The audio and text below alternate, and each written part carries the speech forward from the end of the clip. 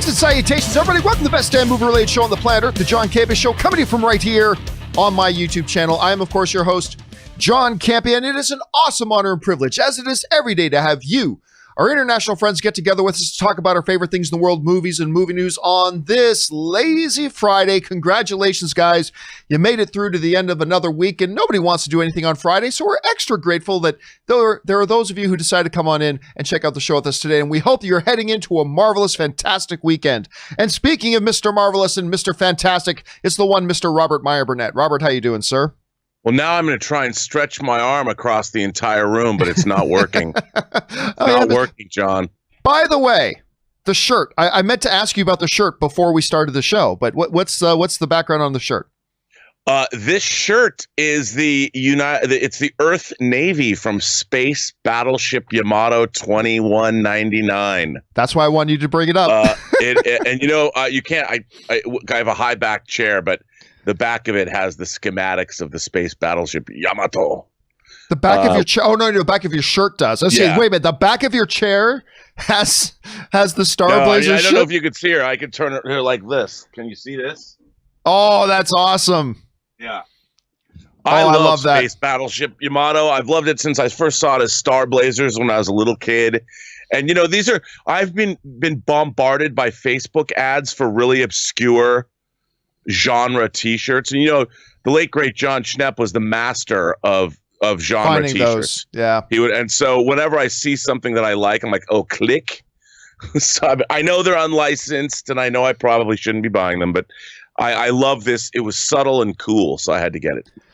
All right, guys. Well, listen, speaking of subtle and cool, we have a lot of different things that we're going to talk about here today. So let's get right off the top. And before we do, I forgot to mention, guys, don't forget, if you are, commuting, if you're at the gym, if you're at the office, you're just in an environment where you can't really pop open a YouTube video, but man, you want to join in on the John Campea Show. Good news, the audio-only version podcast is out there. Just go to your podcasting service of choice and just look for the John Campea Show podcast. Go subscribe to it so it's there waiting for you when you need it. All right, guys, with that down out of the way, we're now going to talk about a couple things off the top. And the first thing we're going to talk about off the top is this. Rob, of course, the dominant story in the world of, well, the world, but in particular of movie news and things like that over the past couple of months has been the lockdown. Not only have movies that are supposed to be in theaters right now been bumped, but also a lot of movies that are in production had their production go on hold, leaving them, very much up in the air. We've been hearing some talk about maybe theaters. We talked last week about how 200 theaters in the United States have reopened. They're looking like they're on a path to reopening a little bit. But even better news when it comes to production, it's now being reported by the producers themselves that Avatar 2, one of the big tentpole films that we're waiting on, has decided to move forward, and they go back into production next week. Next week, they're all heading back there. Now, we got this great look at one of the ships that are going to be used in Avatar 2, but the producer of Avatar 2 came out and said this. This is from John Landau, who said, "Our Avatar sets are ready, and we couldn't be more excited to be headed back to New Zealand next week." He said in his post, "Check out the Matador, a high-speed forward command vessel at the bottom, and the Picador jet boat top." So anyway, we get a good look at the ships there, which is actually pretty cool. But of course, Rob, here the story is a big major tentpole film going back into production. We've heard and we've talked lately about a number of high-profile projects are now looking at going back into production, but this is the first really hard date one that we seem to have. They've got it. They give credit to the fact that they say the studios where they're shooting have put in place new guidelines, safety regulations, things like that allow them to deal with the situation that they're in, and it's, they say, going to allow them to go in safely and renew production. Rob, what do you think about them going back into production of Avatar 2? And is this the first sign at the end of the tunnel that, we talked yesterday about California governor has said that maybe even as early as next week, they may start allowing some production in California to start picking up again. Are we now seeing this slight shift of the pendulum back towards normalcy? I don't know. What do you think about this? Well, I think for one, New Zealand, because of their leadership, was able to really get a handle, and because of their location too, get a handle on COVID-19. And they were able to tamp it down and basically eliminate it from their shores. So I think of all the places that you can reasonably assume that production can begin, people are going to have to obviously probably quarantine for 14 days or something before they actually start. I think they've been doing that already. It's probably the best place in the world to start production again. And I think New Zealand is one of the greatest places in the world to make a movie. So their infrastructure there is top notch. They've certainly learned a lot since Peter Jackson used Lord of the Rings to build that infrastructure. And obviously Avatar is no stranger to New Zealand. I think it's great to hear. And I think, look, the more things come back, I think the better off everybody is. It's great to see production coming back. Obviously, this is our industry, John, and we want to see it come back healthy, and we want to see it come back strong. And I think this is great. And I am a huge fan of Avatar. So the fact that we're going to see more of Pandora because we've only seen a small sliver of it. I am really looking forward. Why people ever bet against James Cameron, I don't know, but I'm really looking forward to seeing this movie. I'm looking forward to it too. Anyway, question here, guys, for you is, what do you think about this? Do you feel like, okay, this is interesting, but it's isolated, like Avatar doing is isolated? Or do you feel like this is kind of the beginning of the falling of the dominoes, that we're going to see production start to come back, and maybe in terms of our movie world that we live in, we're starting to head back to normalcy? What do you guys think about that? Jump down to the comment section below and let us know your thoughts. All right, guys, with that down, let's now move on to our main topics of the day. And how do we select our main topics here on the John Campea Show? Well, it's really rather simple. You see, you guys come up with them by going anytime 24/7 over to www.thejohncampeashow.com/contact. Once you guys get there, you're going to see a form. Fill it out with your topic or question and hit submit. It's totally free. And then maybe, just maybe, you just might see your submission featured as a main topic here on the John Campea Show. With that down, let's get on to main topic number 1. And our first main topic today gets submitted to us by Jacob Lacey, who writes, "Hi, John. According to Variety, John Krasinski's Some Good News, which is awesome, YouTube series, has been bought by Viacom and CBS and will be airing a weekly version of his show on the platform. SGN, or Some Good News, has been such an uplifting experience to watch, especially during these trying times, and I was wondering what your thoughts were on the matter. Does this mean it will not be on YouTube anymore? Thanks, and keep up the great work." All right, thanks a lot for sending that in, man. And yeah, listen, John Krasinski came out of nowhere when the lockdown started with this thing, Some Good News. Just, we all need some good news. And he just talked about these great uplifting stories, which was wonderful. And it kind of brightened up the world a little bit when it needed it the most. However, a story did just come out that John Krasinski has sold the rights to Viacom and CBS. Now, this is the report that we're getting. Now, this comes to us from the folks over at Slashroom, who wrote, "Some Good News, a web series that was essentially John Krasinski sitting in his house goofing off in front of a webcam, all in the name of cheering up people in quarantine, is moving up in the world. Krasinski sold the rights to the web show to CBS after a bidding war came out of it. Also, he will no longer host it. Sources say Krasinski was hesitant to sell what started off as a free YouTube show to help distract people in the lockdown, but in the end, says Slashfilm, money won. Money won." I have a couple of feelings on this. I'm already seeing some people around kind of poo-pooing on John Krasinski right now, saying, oh, he just did this whole thing for money and blah, blah, blah.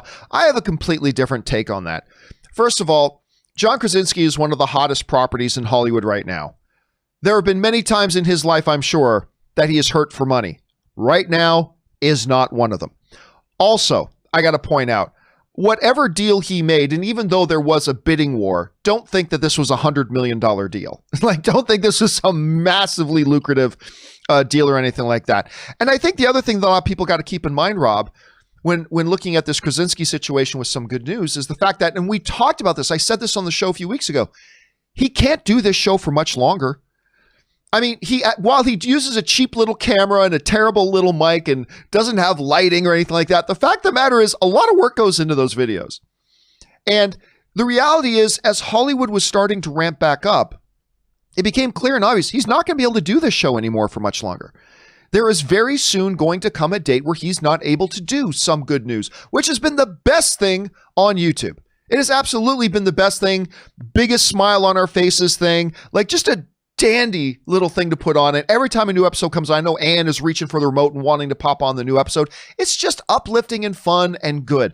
And listen, if he can sign a deal knowing that he wasn't going to be able to do it for much longer, that ensures that something with the resources of Viacom CBS can try to take that format and keep it going, why not? Because listen, ultimately it was just going to die. He was going to go back to work in 3 or 4 weeks, and then it was just going to be over. So yeah. I don't mind this at all. And I understand I am a John Krasinski fan, so maybe I'm looking at this a little bit biased. Maybe that's true. I don't think I am, but maybe I am. But yeah, I don't see any problem with this whatsoever, because the alternate of this was it just stops and it's not around anymore. And if he's staying on as an executive producer, hopefully he'll have some influence to make sure that the heart of the show stays the same. Uplifting stuff to put smile on people's faces. Anyway, Rob, you hear about this. John Krasinski just took this little home YouTube project and now just sold it to Viacom CBS, something we all wish we could do. Yeah. But anyway, what's your take on it? Well, I think it's all good. You know, I mean, anybody who's making shows or trying to make shows or movies now is always called upon to do some kind of a proof of concept thing. You know, you're making a movie, you have to make what's called a lookbook if you're trying to sell your project. And so this was basically his proof of concept pilot pitch, even though he didn't even know it was a proof of concept pilot pitch, probably. And because he did a good job, somebody said, hey, this is a good idea for a show, some good news. And, you know, I think it's a big win for everybody. That's how work in Hollywood and the entertainment business is supposed to work, where somebody comes up with a great idea. Rather than him walking in and having to pitch it to a network, he just went and made his own show, and people looked at it and said, we like this. And what's not to love about some good news? Whether it works or not, if they find someone who's as genuine and winsome and just all around a great guy like Krasinski to host something like this, who doesn't need good news in their life? And the fact that he was able to do something like this, I mean, it's basically John Krasinski he's already a director. Now he's a showrunner and a producer, and he made something that didn't exist out of whole cloth that he just went and thought up and did. If anything, it exemplifies exactly the kind of can-do American entrepreneurial spirit everybody should have. I mean, I know we're not all John Krasinski, but still, you know, I mean, anybody can go start a YouTube show, John. It's amazing. We should start YouTube shows. I mean, just look at that. But you bring up something that I think is the underlying key to this whole thing. Again, I would rather somebody pick it up and run with it, because John Krasinski was going to end it soon anyway. Yeah. But I don't know how interested I'm glad it's going to continue, but I don't know how personally interested I am, because you brought up, I think, the absolute major point here, which is this show worked because it's John Krasinski. You know what I mean?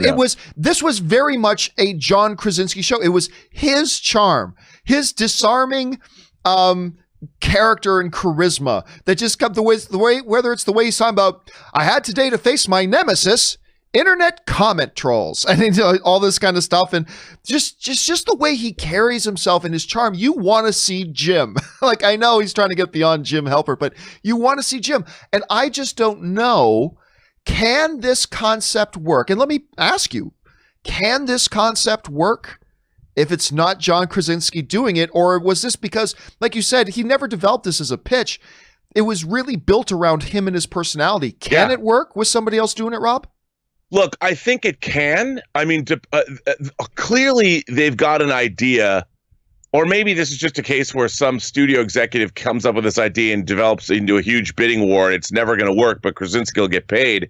I think it'd be interesting if every episode was like a different celebrity, you know, and you tailor, I don't know if it's a weekly show or a daily show, but Krasinski could probably get, I mean, I would get Emily Blunt to come in for a day, or, you know, it's almost like how celebrities go to talk shows to promote their latest project. Well, you know, or they host Saturday Night Live or something. If this was a weekly show and it concentrated on good news from around America or even around the world, it would be a really fun show to see who's going to host this week. You know, and I like it. You know, I would watch that show.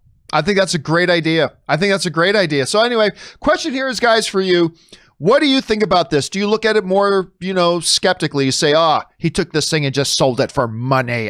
Maybe you look at it that way. Maybe you look at it more like the way I do. It's like, hey, the show is going to end. Why not ensure it continues? How do you feel about it? And can it even work without John Krasinski hosting?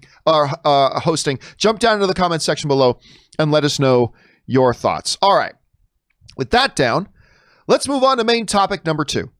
And our second main topic today gets submitted to us by Hector Ramses, who writes, with everyone talking about the naked butt being taken out of Splash on Disney+, almost nobody is talking about the edit on that Netflix did to Back to the Future 2, taking out the quote-unquote offensive magazine cover and a couple of lines from Marty. I kind of get the Disney Plus thing, but why on earth would Netflix edit out mature stuff when they have tons of R-rated stuff on their platform? All right, thanks a lot for sending that in, man. And yeah, this is one of the strangest things, probably the strangest thing we're going to talk about here today, until we talk about the Tenet trailer at any rate. But yeah, Netflix has taken, there's a scene in Back to the Future 2 where Marty, jumps into the basket and pulls out, I think it was a comic book. Oh, thank goodness. And he opens it up and it's a 50s adult magazine called Ooh La La, if you remember the scene. And he opens it and this thing and he turns another page and then he looks at the cover of a little bit of a risque Ooh La La magazine, right? Well, here's the interesting thing. Netflix has taken that scene and they've edited it. Now it's a slight edit, right? It's a slight edit, but in the scene, there's a video clip of it online where the actual scene from the movie is flipping and then opens to the page where he sees the front cover. They cut about 10 seconds out, so just so he sees a couple of pages, and then it cuts to him jumping backwards, going ooh la la. So it takes out a couple of lines and takes out the magazine cover, even though the magazine cover really isn't all that offensive, whatever, because it was in Back to the Future. But it's there. And they took it out and they edited it. Now, I have talked before about how like the Disney Plus thing with them taking out the butt. That's not a problem to me because Disney Plus is a family-centric or a family-friendly network. All networks have for decades and decades and decades, when they put it on public air that families could be watching, they've edited movies and whatever, as long as the original's there, I get it. So Disney, blah, blah, blah. But this, I don't get, because as Hector wrote in the email, Rob, Netflix is not designed to be at its core DNA, is not now and has ever been designed to be a family-friendly place. They have family-friendly content on the network, sure they do, but they also have a lot of filthy. They have a lot of R-rated stuff as well. They have a lot of adult, mature-rated stuff. They're all over the place. I get the Disney thing because their channel is meant to be a certain way. I get that. We've talked about that ad nauseum, so I understand that. The Netflix thing, I don't understand in the least. Rob, what would be in any remotest realm, what would be the motivation of Netflix to take out like a little shot? Like it's not a major thing. It doesn't fundamentally change the movie. I'm not saying that it does, but why even do that when it is a place that has lots of mature and whatever content? What's their thinking here? Well, first of all, I'm not convinced Netflix did this. Do we know that they were the ones who did this? Or the reports I'm reading is that it's only on Netflix's version. That's right. Only on Netflix's version. I'm wondering if maybe they were sent, because they put on what they're sent by the studio. So obviously this is a Universal film. So maybe they were sent a version that for whatever reason was changed, and that's the version they got. But other than that, we live in really weird times, John, and this idea that in the post-Me Too movement that this might be a joke that they didn't want to have in this movie for some reason. I mean, considering this is a franchise where Marty McFly's his mom is coming on to him in the first movie. I mean, it's such a weird thing to like eliminate. You mean there were girly mags at one point in time? Really? It's just the whole thing is bizarre. You know, the report that I'm reading here is also saying that a quick search at others, basically they're saying they looked at Back to the Future 2 on other streaming platforms where you can purchase it, and apparently it's still in there. It's only on the Netflix version that's not there. And that's the thing. I just don't understand it. If this was like Cartoon Network and they decided to take something out, okay. If it's on Disney, it's like, even on Disney Plus, I don't think that magazine cover would be taken out. I mean, it's not nudity. It's just, I don't get it. It's very strange. It's a very odd thing. Here's the thing though, Rob. Especially when the Splash thing came up, I had a lot of people writing into me and saying, oh, well, I mean, this just shows that we should all have physical media because they're just going to change everything and we're not going to have the movie versions that we remembered. And I'm like, come on, everybody, just calm down. This is Disney Plus. They've been doing it on CBS, NBC, and Fox for decades, ever since we've been alive. It's fine. But I mean, maybe there was something more to that, because now we're seeing it as something like Netflix, and it's a minor change that makes no difference to the overall movie. Understand, but I don't know. It's just kind of weird. I would love to hear somebody at Netflix give an official response to this. I would love to hear them say what their kind of rationale behind. Maybe it was, hey, listen, studio directed us to do it. The studio asked us to do it. Okay. In that case, I'd want to hear from the studio. Why take that shot out? I mean, I just don't understand it. It's an interesting little thing. Questioners, guys, what do you think about that? Is it like a studio-wide thing? Is it just a weird little Netflix thing? I'm not really in a position where I can figure out what would the motivation be to cut that out. If you can think of one, I'd love to hear your thoughts. Jump down to the comment section below and leave your thoughts there. All right. With that down, let's now move on to main topic number 3. And our third main topic today gets submitted to us by Yashira, who writes, hey, John and Rob. So a brand new trailer for Christopher Nolan's Tenet just premiered on Fortnite. Yeah, I don't get this whole movement right now of debuting trailers on Fortnite. Anyway, it looks like Warner Brothers has started their marketing push for the film, which indicates that they're sticking with the July 17th release date. What did you think of the trailer, and what are your thoughts on them keeping the release date? All right, thanks a lot for sending that in, man. And yeah, brand new trailer. We've been talking for a while about Tenet because they've got that July 17th release date. And Rob, we've been saying, if they're going to hold that date, they have got to make a decision soon about ramping up their marketing push. Yeah. They've got to make a decision soon about that. And then came word, a new trailer for Tenet is dropping tomorrow. And that was yesterday. And sure enough, yesterday, the new trailer dropped. Did drop on Fortnite, but then 30 seconds later, it was up on YouTube, so everybody was able to see it. It was up there on YouTube. So it, of course, raises the question. But anyway, this comes to us from our friends over at Polygon, who wrote, currently, the film is scheduled for a July 17th debut. The mid-July release has been a sweet spot for Nolan. The Dark Knight, Inception, and The Dark Knight Rises, and Dunkirk all opened in between July 16th and July 21st in their respective summers, earning the director and Warner Brothers over $2.5 billion in combined grosses. Tenet, which stars John David Washington, Robert Pattinson, Elizabeth Debicki, Dibble Kapadia, I'm sure I'm mispronouncing that, Aaron Taylor Johnson, Clemens Posey, Michael Caine, and of course, Kenneth Branagh, who appears to be the villain in the film, remains on track to continue the trend. So that's what came out. And sure enough, the trailer came out. And I got to tell you, I like the trailer. I thought the trailer was quite good.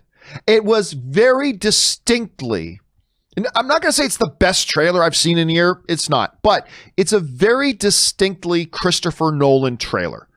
Like, if I had never heard of Tenet before, if I had never heard of the film or the project, and you just came out and said, hey, John, there's this new movie coming out called Tenet, and you didn't say the name Christopher Nolan, and you plopped that trailer in front of me that just played yesterday, I would have gone, oh, yeah, that's got to be a Christopher Nolan film.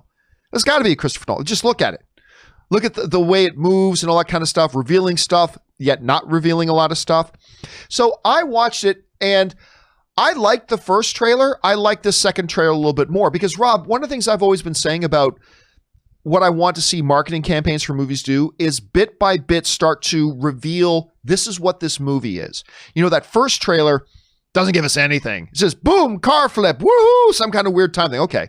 Now this one takes one step a little bit further. They start to, in still a very Christopher Nolan confusing way, start to reveal a few things about like, it's not time travel, it's inversion. You know, we get introduced to the villain. We get to understand a little bit about what the stakes are at play, but still leaving a lot of, I still don't fully understand what's going on here. And maybe a third trailer will do that. So I kind of appreciate that done that. Listen, and I love Kenneth Branagh. So seeing him in there just makes me smile and giggle. We got a lot more of Robert Pattinson in the role in this trailer than we did before. So I enjoyed it. Best trailer I've seen in a year? No, but I enjoyed it. So Rob, just on the level of, what did you think of the Tenet trailer? Because I know you're really excited for this movie. So what did you think about the trailer? You know, the marketing of this movie has for this movie is my most eagerly awaited movie of the year. And I find the marketing of the film, and I find this 6-minute IMAX opening that we saw surprisingly distancing for me. My level of excitement is tempered, and I wanted, look, this movie looks so beautifully made. It is so handsome, and it is so just gorgeous to look at.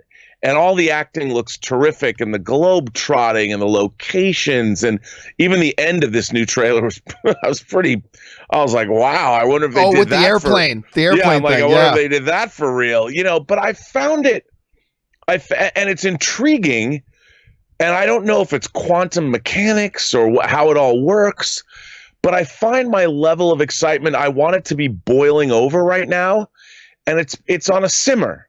My excitement is simmering. It's not boiling over. And I want it to be boiling over. But because I'm a huge fan of Christopher Nolan, and he's really never let me down, I can't wait to see the movie. It certainly looks like it's going to be a fun time at the theater. I'll tell you that.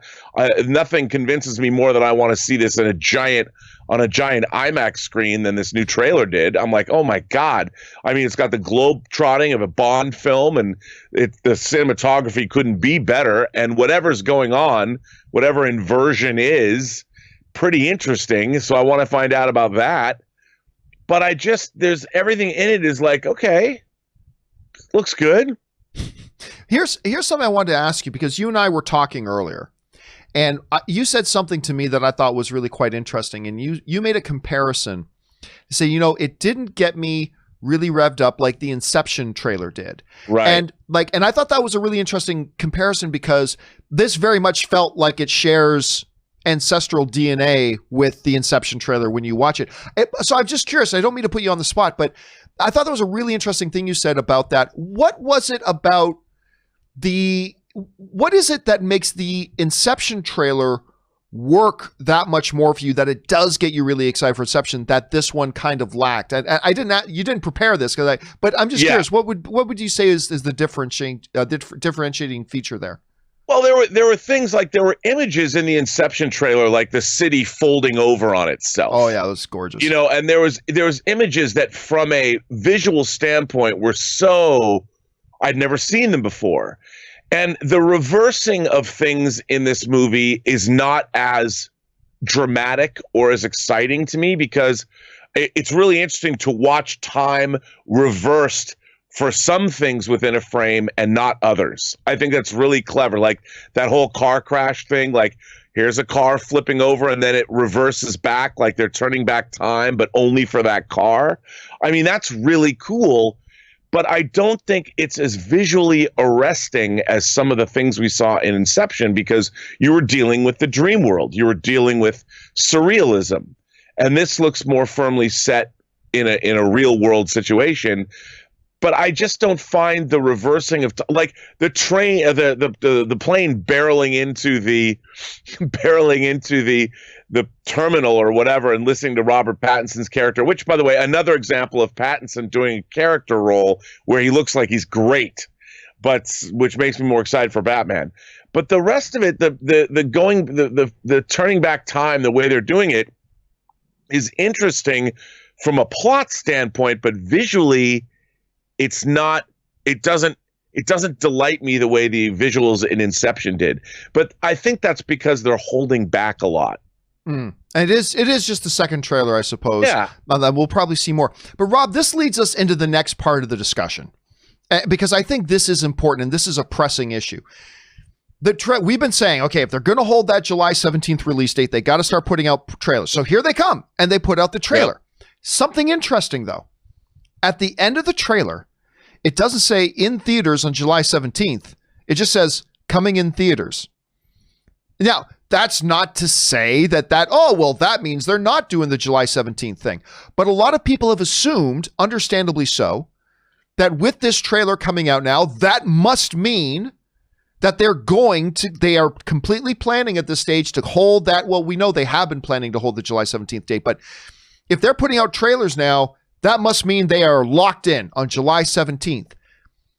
But at the end, it doesn't say July 17th. No. Am I reading? What do you think the meaning is ultimately, as far as its release date goes, of them putting out this trailer, but it not saying just July 17th? What's the strategy here? What do you think's going on? Because that wasn't just a coincidence. I mean, that was purposeful. Putting up the words coming in theaters without putting July 17th.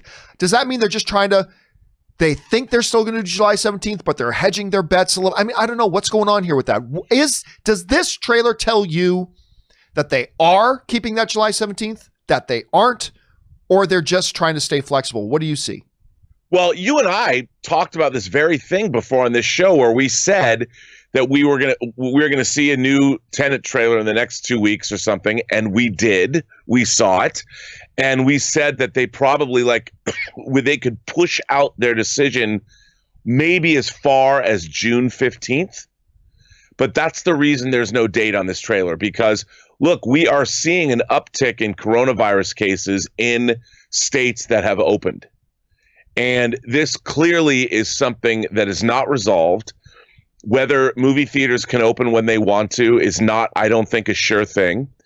And they have said, Warner Brothers has come out and said, we need to have 80% of the world's theaters open before we're going to go, because that's what we have to. We have to have that. And we have to have New York theaters open and LA theaters open, because they're big markets. And I just think it's too soon to tell. But they had to.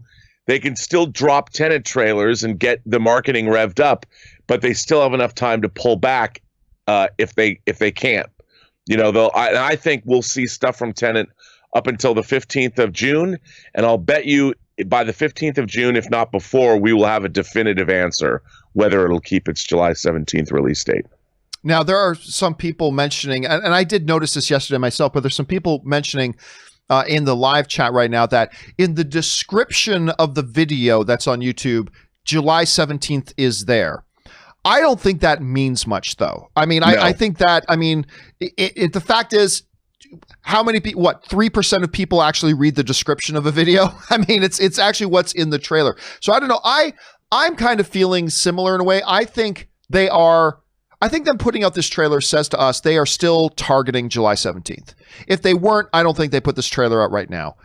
But they just didn't put in that date because I think they are trying to stay a little bit flexible. And I think you're right. Yeah. We do need to see a little bit more time. But I take it as a positive sign that you know what? Maybe I'm just being overly optimistic. I think Tenet will open on July 17th. Maybe I'm just being overly optimistic, and I certainly have no insider information, but I was already kind of feeling like I think they're going to. And then with this trailer dropping, it doesn't guarantee it, but it just kind of firms me up a little bit. I think it will open. So I'm thinking it will. Question here is, guys, what did you think about the Tenet trailer, the highly anticipated upcoming movie from Christopher Nolan? And what did you think about the trailer? What do you think it says about its intention to open on July 17th? Do you think it means, hey, they didn't put in the date, that means it's not going to open July 17th? Do you think, hey, man, they put out the trailer, that means it is? Do you think there's any relevance to what was said in the description of the trailer? Jump down to the comment section below and let us know your thoughts. All right, guys, with all that down and out of the way, we're now going to move into the live questions part of the show. Now, I should let you guys know, a couple of days ago, you guys noticed, because I announced on the show, that the YouTube super chat feature was acting really buggy. We had people send in super chats, and then the YouTube logs lost them immediately. Like they weren't there in the logs, and therefore I couldn't pull up any of the super chat questions, and I've gone back in and they're still not there. And so we have decided to deactivate any sort of super chat questions because I don't want any more people sending in money and not get their questions answered. So for now, and at least for the immediate future, if you want to get a question in on the show, this was always the best way to do it anyway. Look in the description of this video. I just said nobody reads descriptions of the videos, but look in the description of this video and you'll see in the top line a tip link. That's the link right there, streamelements.com/movieblogtv/tip. You can go and use that to send in a question for the live part of the show. So you can do that. But in the meantime, Robert and I are going to do what we do, well, every day. We're going to take a short break right now, stretch our legs, rest the vocal cords, go refill our drinks, give you a chance to run and use the bathroom, talk amongst yourselves. So if you'll hang tight with us, guys, Rob and I will be right back. Don't go anywhere.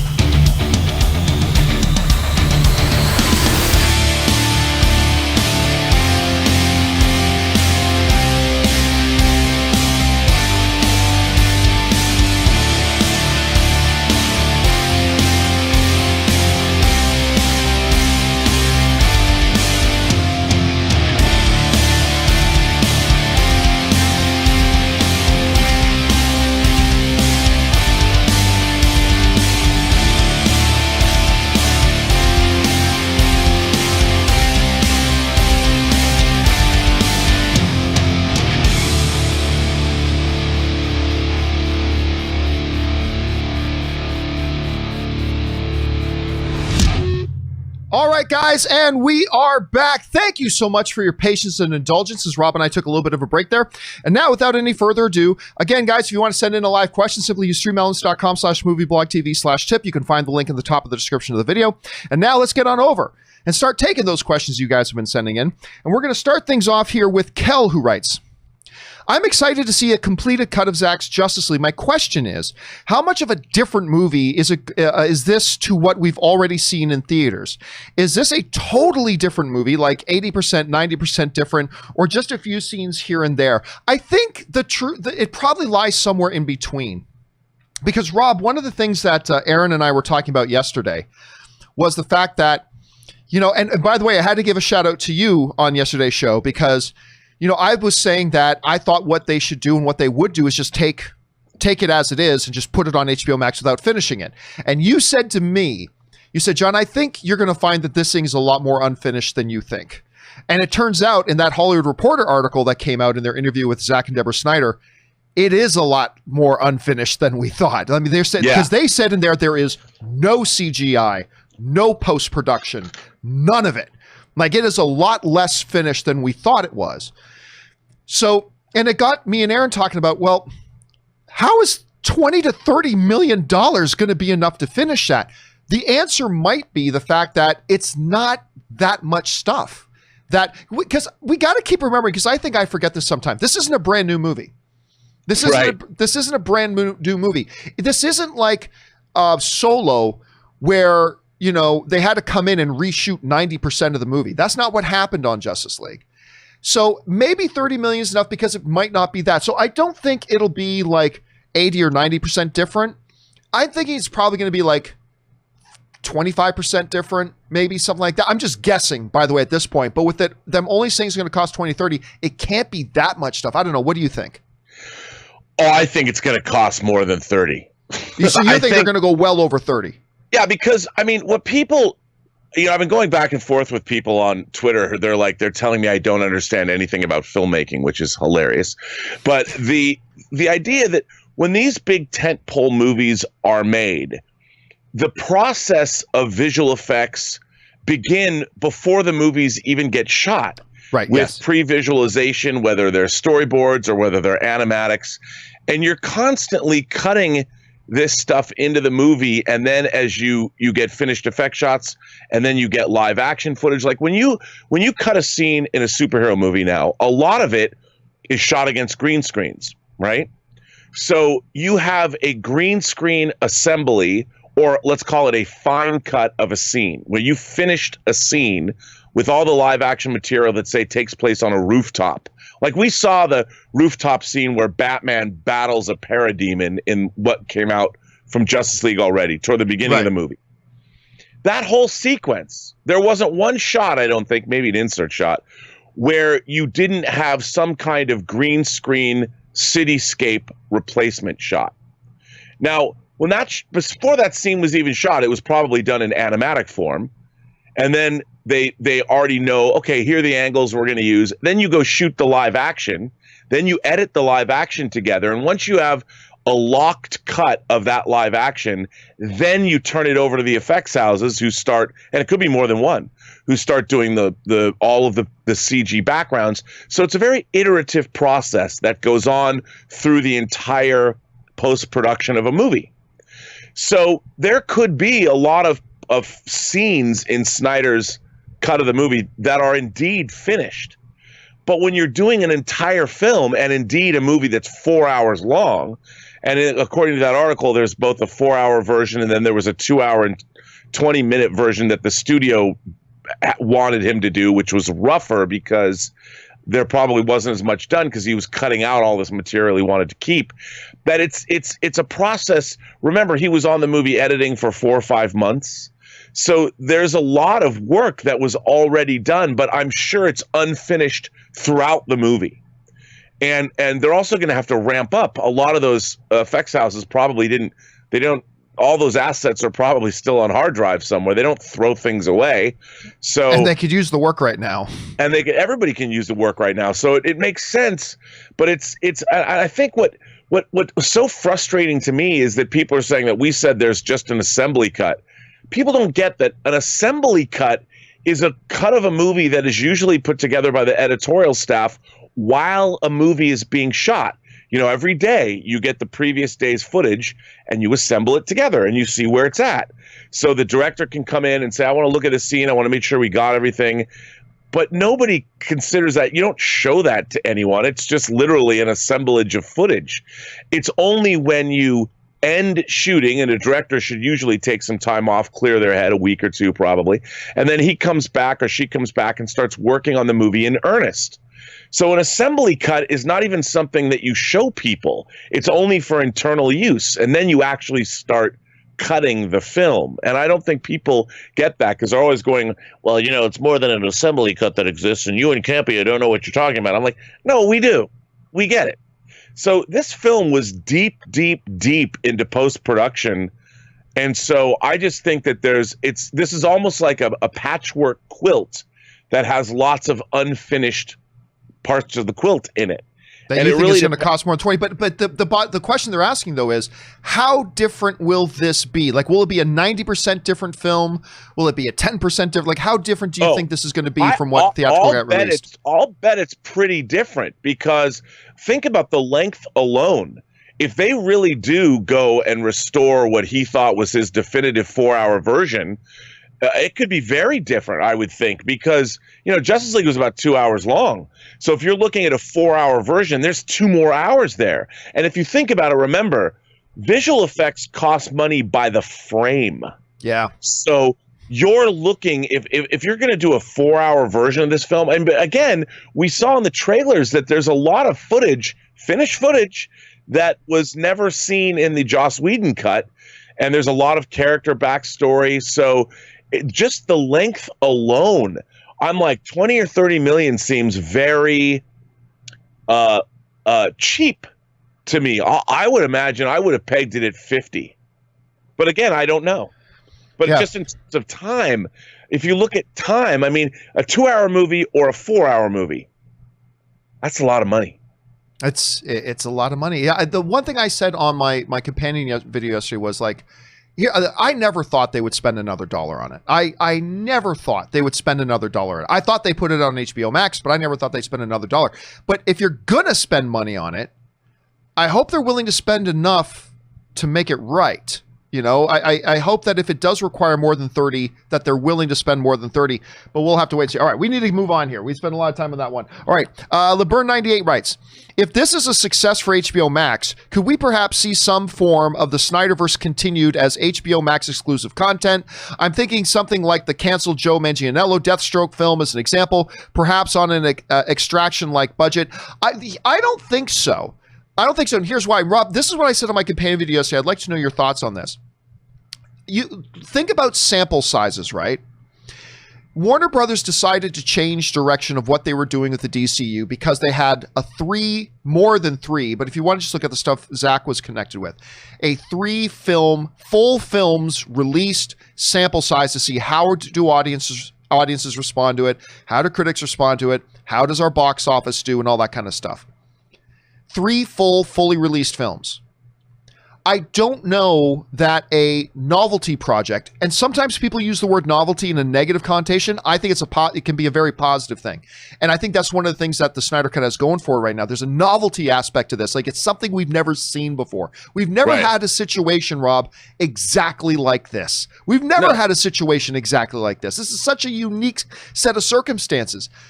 But I don't know that if this Snyder Cut on HBO Max is terrible, I don't think it changes anything for Warner Brothers and their DC universe. If the Snyder Cut is the best thing ever, I don't think it changes anything for Warner Brothers and their DC universe.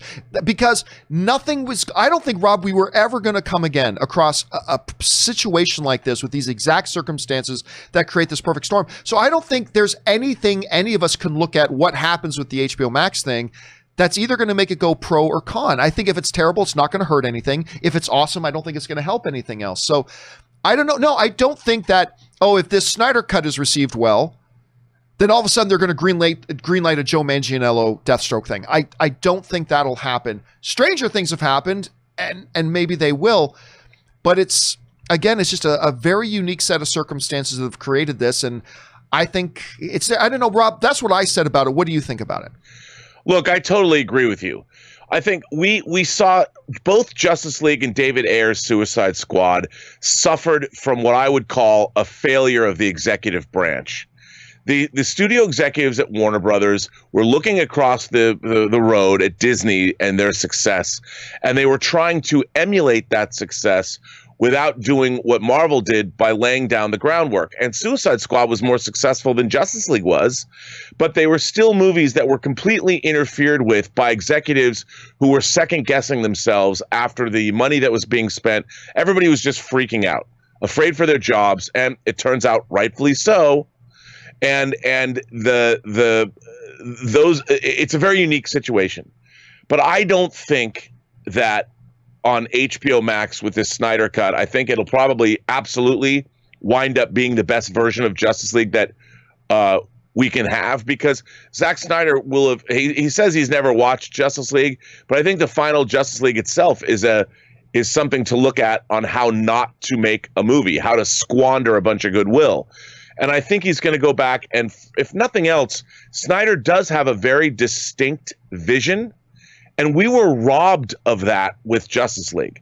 And I think whether you like Man of Steel or whether you like Batman v Superman or not, I've always wanted to see that conclusion to that trilogy. And I think having this version will be a nice closeout to this version of a DC universe. I think they've gone a different direction. We're going to see that in Wonder Woman 84. We're going to see that in James Gunn's Suicide Squad. So I don't think they're going to do some course correction. I think we'll now have what we should have had from the beginning, a final finished Zack Snyder Man of Steel trilogy that comprises 3 films. And I think what a lot of people got to keep in mind too is that I don't think Warner Brothers is expecting they're going to put out this Snyder cut and all of a sudden the masses will love it. They had a Zack Snyder Man of Steel movie and half the people hated it, which I will never understand because it is one of the greatest comic book movies of all time, but half the people hated it. They put up Batman versus Superman, which I acknowledge has some issues. I acknowledge it has issues. I understand why there are people who don't like it. I personally liked it, but a lot of people didn't like it. Right. So I don't think Warner Brothers has any sort of delusions of grandeur that all of a sudden people are going to completely love what Zack Snyder's vision of it, and they're going to suddenly appreciate Man of Steel for the masterpiece that it is, and they're all of a sudden going to jump on board. I think they just see this as what you're pointing out, an opportunity to give something to a lot of people that a lot of people wanted. And there's a novelty factor to that, and I think it'll work for that. But I just think it's delusions of grandeur to think that all of a sudden, magically, everybody's going to love this thing when they haven't loved his even great work that he's done before. So I don't know. What do you think? Well, I completely agree with you. By the way, apparently HBO Max dropped a promo for this today. Oh, they should. I haven't seen it. Yeah, they totally should jump on that. Yeah, so you can subscribe. But look, it's an interesting time. The fact that Tarantino went back in and did a new version of The Hateful Eight and broke it into 4 parts, I think that was a factor in this. I think that they probably, whether they have the numbers or not, they probably looked at that and they wondered, how did that do? There's a lot of precedent and people acting like, I think it's great for fandom that we're getting the cut, but it's better that I see that a filmmaker is finally allowed to realize his vision of what he was trying to do. I hate it when somebody like Zack Snyder, who had a good relationship with Warner Brothers. I mean, I don't know why I think it went south because, again, Batman v Superman made almost $900 million, dude. And it's not like the only reason people don't think of it as a great success is because it costs so much money to make. But that's still nothing to slouch at. But they were expecting $1 billion at Superman and Batman. And so that was considered underperforming by the studio. But the studio, I think, has expectations. They were looking at Marvel. And I think Zack Snyder was actually a casualty of Warner executives not doing their jobs. And I love seeing that a filmmaker gets a chance to come back and complete what he was hired to do in the first place. So, and that's cool. There are articles going around right now, and I get where they're coming from, saying things like, them doing a Snyder cut, such a dangerous precedent and all that, this kind of stuff. But to me, the thing is, how can you say it's setting a dangerous precedent when we're never going to get a situation exactly like this again? Right. Like when you look at all the drama that went in first, and the drama started with Batman versus Superman. And it, was very divisive amongst audiences, blah, blah. And that drama, like, there was a last second decision to even keep Zack Snyder on the movie because there was a real movement to remove Zack Snyder from Justice League before they started shooting. They decided to do it. They went through all the stuff. We know about all the drama that then happened there and a lot of the tragedy and all that kind of stuff that happened there. And then the events that came after it and the fact that Justice League was one of the most popular IPs in the world and yet it only did so much at the box office. And that led into this and then that led into this. What do you mean this sets a dangerous precedent? We're never going to see this happen again. Like this. Not exactly like this. I don't think it sets any kind of precedent, positively or negatively. Anyway, we need to move on. We got a lot more questions. Curtis Lopez writes, just announced Stallone is doing a Facebook watch along with the original Rocky movie on the MGM Facebook page tonight. Yeah, this was sent in yesterday, so that happened last night. I wanted to tune in to do that, but I was literally working. Well, I had to deal with some personal stuff, but then I was literally working till about midnight last night. So I didn't have a chance to watch it. I really wanted to, but I didn't get around to watching that. Hopefully they have it recorded because I like to go back and watch that. James Welsh writes, any chance the female movie that is rumored is an Aunt May film? No, not at all. Rob, we talked about on yesterday about, Sony has brought on a director. She's worked on a lot of big, high-profile television series to do a female Marvel movie for Sony. Now, of course, last year, the reports came out that, they were looking at developing a Madam Web. So the assumption is that she was brought on to do Madam Web. But it wasn't specified that it actually was. Like, I kind of thought that there is a higher chance, maybe not a higher chance, but I think there's a possibility that could be a, Spider-Woman. Spider-Gwen is insanely popular and only got more popular with Spider-Man Into the Spider-Verse. So maybe that, but Rob, I just ask you quick, what do you think it's going to, do you think it is going to be Madam Web, or do you think they could spin off and go in a different direction? Well, I mean, haven't they announced, the characters? I think it's interesting. Mark Guggenheim tweeted or said, isn't it interesting that they finally hired like a comic book writer to write a script for a comic book movie? I mean, they could go in a different direction, but I think those characters that they're talking about are probably the ones they're going to go with. I think it's great. And, why not have a female-centric movie in the Spider-Verse? I mean, whether it's Spider-Woman, or whether it's Black Cat and still was it Silver Sable? Was that what they were going to? Yep. Silver and Black was what they were going to do. And it's about time. And I think, look, Sony is going to milk this Spider-Verse, and whether it's going to be part of the MCU, sort of, is it MCU adjacent, whatever the hell they're going to call it, I don't know. Spunk, Rob. Right, Spunk. That's right. Wow. Sony's new ad campaign. Let us get our spunk all over your face. Come to the theaters and get spunked on. There's got to be that shirt soon. Come on and get that spunk. Can't wait till the kids start coming home with that one. But no, look, I think it's exciting. Either way. Let's move on here. Major Tom writes in. Hey, John, I'm sorry to hear about what happened. I appreciate that. Thank you very much. There's never a good time for bad news. I didn't find out about my dad passing away until I got back from Deadpool 2 years ago. Oh, dude, that's awful. I stopped going to the movies for months after. I got to imagine ever going back to the movies after that. Dude, that's horrible. Two, there was a little horror movie that came out that year called Hereditary that oddly enough helped me confront my grief and move forward. Movies are so important, especially in times of tragedy. My thoughts are with you and wish you the best. Well, thank you so much, man. And yeah, movies have always been like when crappy things have gone on in life. Movies have always been there. I'll speak for myself as a film fan, but I know this is true for most of you guys as well. Movies have been that place in my life where I could always go. And yes, they provide an escape for a bit, but they do more than that. Like I find when crappy stuff is going on in life, to be able to immerse yourself into a movie, it not only just lets you take a break from the crappy stuff going on, but it creatively inspires you. It lets you dream a little bit. I've called movies an oasis, where it's not just about taking an escape, it's about recharging. And then when you come out of a really good movie, it's not that the crappy things in life are suddenly gone, but I feel like I'm more equipped to deal with it when I come out. My mind is relaxed, more refreshed. I've had a chance to look at things from a different perspective. I've allowed my creativity and imagination to dance for a little while watching a movie, and it's always been there for me like that. And that's one of the things that I love about the movies and things like that. And Major Tom, I appreciate you sharing that story, man. I really, really do. And thank you for sharing that. I appreciate that. And yeah, Hereditary. Toni Collette totally should have gotten an Academy Award nomination for that. I still don't understand how she didn't. Rob, I remember when that was happening and the announcements were being read for the Academy Award, the nominees for the Academy Awards that year. To me, it was an ironclad guarantee that Toni Collette would at least nominated, but maybe even was a potential front runner to win. And when they got through the list and they went on to the next one, I'm like, wait a minute, there had to have been a mistake. Somebody misread. How did Toni Collette not get nominated for that movie? That is like one of the biggest stunners to me for the last while, because she was good in that, man. Like she was really good. Yeah. I've just never understood that. To me, I don't often like people overuse the word snub. They overuse it way too much. That was a snub. To me, that was a snub. All right, let's see here. Move on. Dan Ketchum writes, $15 million bid to rename the Mercedes-Benz Superdome to the Strip Chat Superdome by adult website Strip Chat. The halftime show would be awesome. Is that true?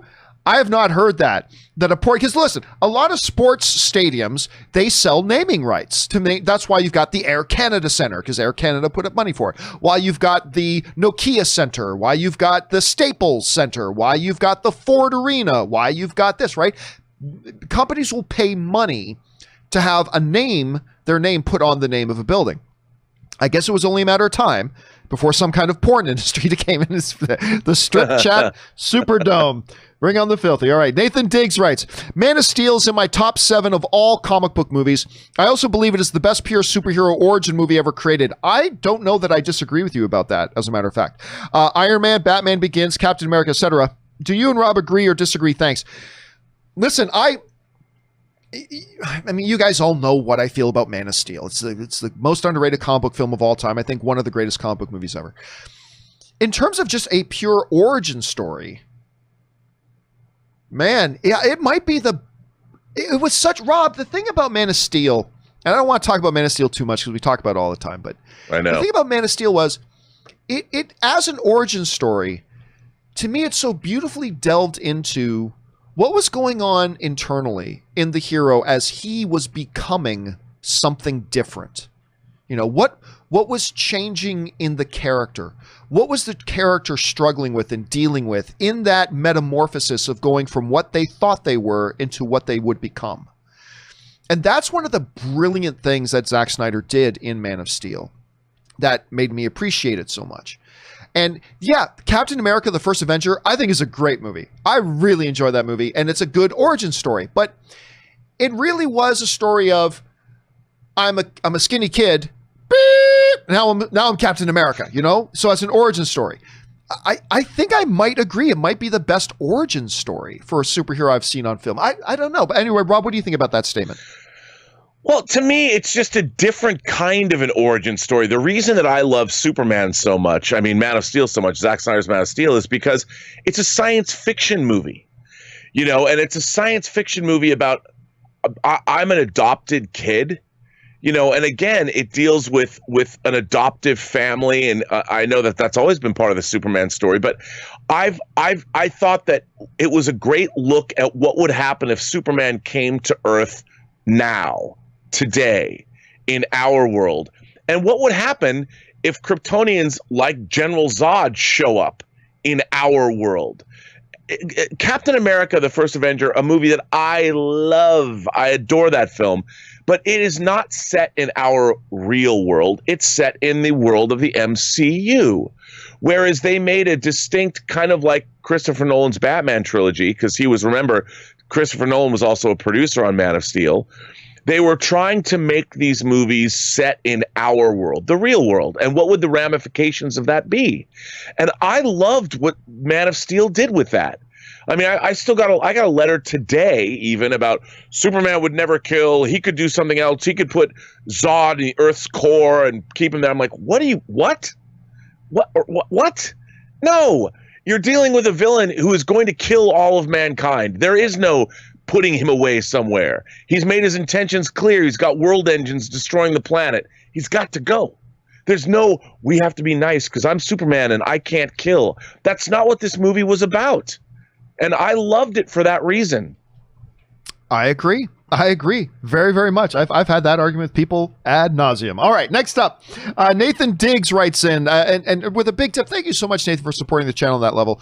If the Snyder Cut turns out to be a massive hit with both fans and critics, what are your thoughts of WB deciding to continue on with the Snyder version of the DCU? Nil, because, again, it goes back to sample size. They've already got 3 movies that came out that did not work for the masses, right? Worked for me, but didn't work for the masses. They've already got that. It's I think a little bit naive to think all of a sudden now they're going to do another Snyder movie and all of a sudden the critics and the audiences and everybody's going to love it. I think Warner Brothers knows that's not what's coming. Personally, I don't care because it's Zack Snyder making it. I've liked everything. Well, I don't like every movie he's done ever. Sucker Punch was awful, but I love a lot of his stuff. And so I think I'm going to like it. I mean, that's all I can ask for. But no, even if all of a sudden all the critics like it, well, there, you got 1 thing that worked and 3 things that, as far as Warner Brothers is concerned, didn't. So it would still, Yeah, again, I just don't think there's any real point in imagining what if everybody loves it when he put out other films that even when they were great, like Man of Steel, half the people hated it. And so I just don't see there being any reason to expect anything different. But even if it did, then they've got 1 versus 3. So I really don't think, like I said, I don't think positively. And hey, I could be wrong about that. I'm just saying, you're asking me my opinion. That's my initial opinion.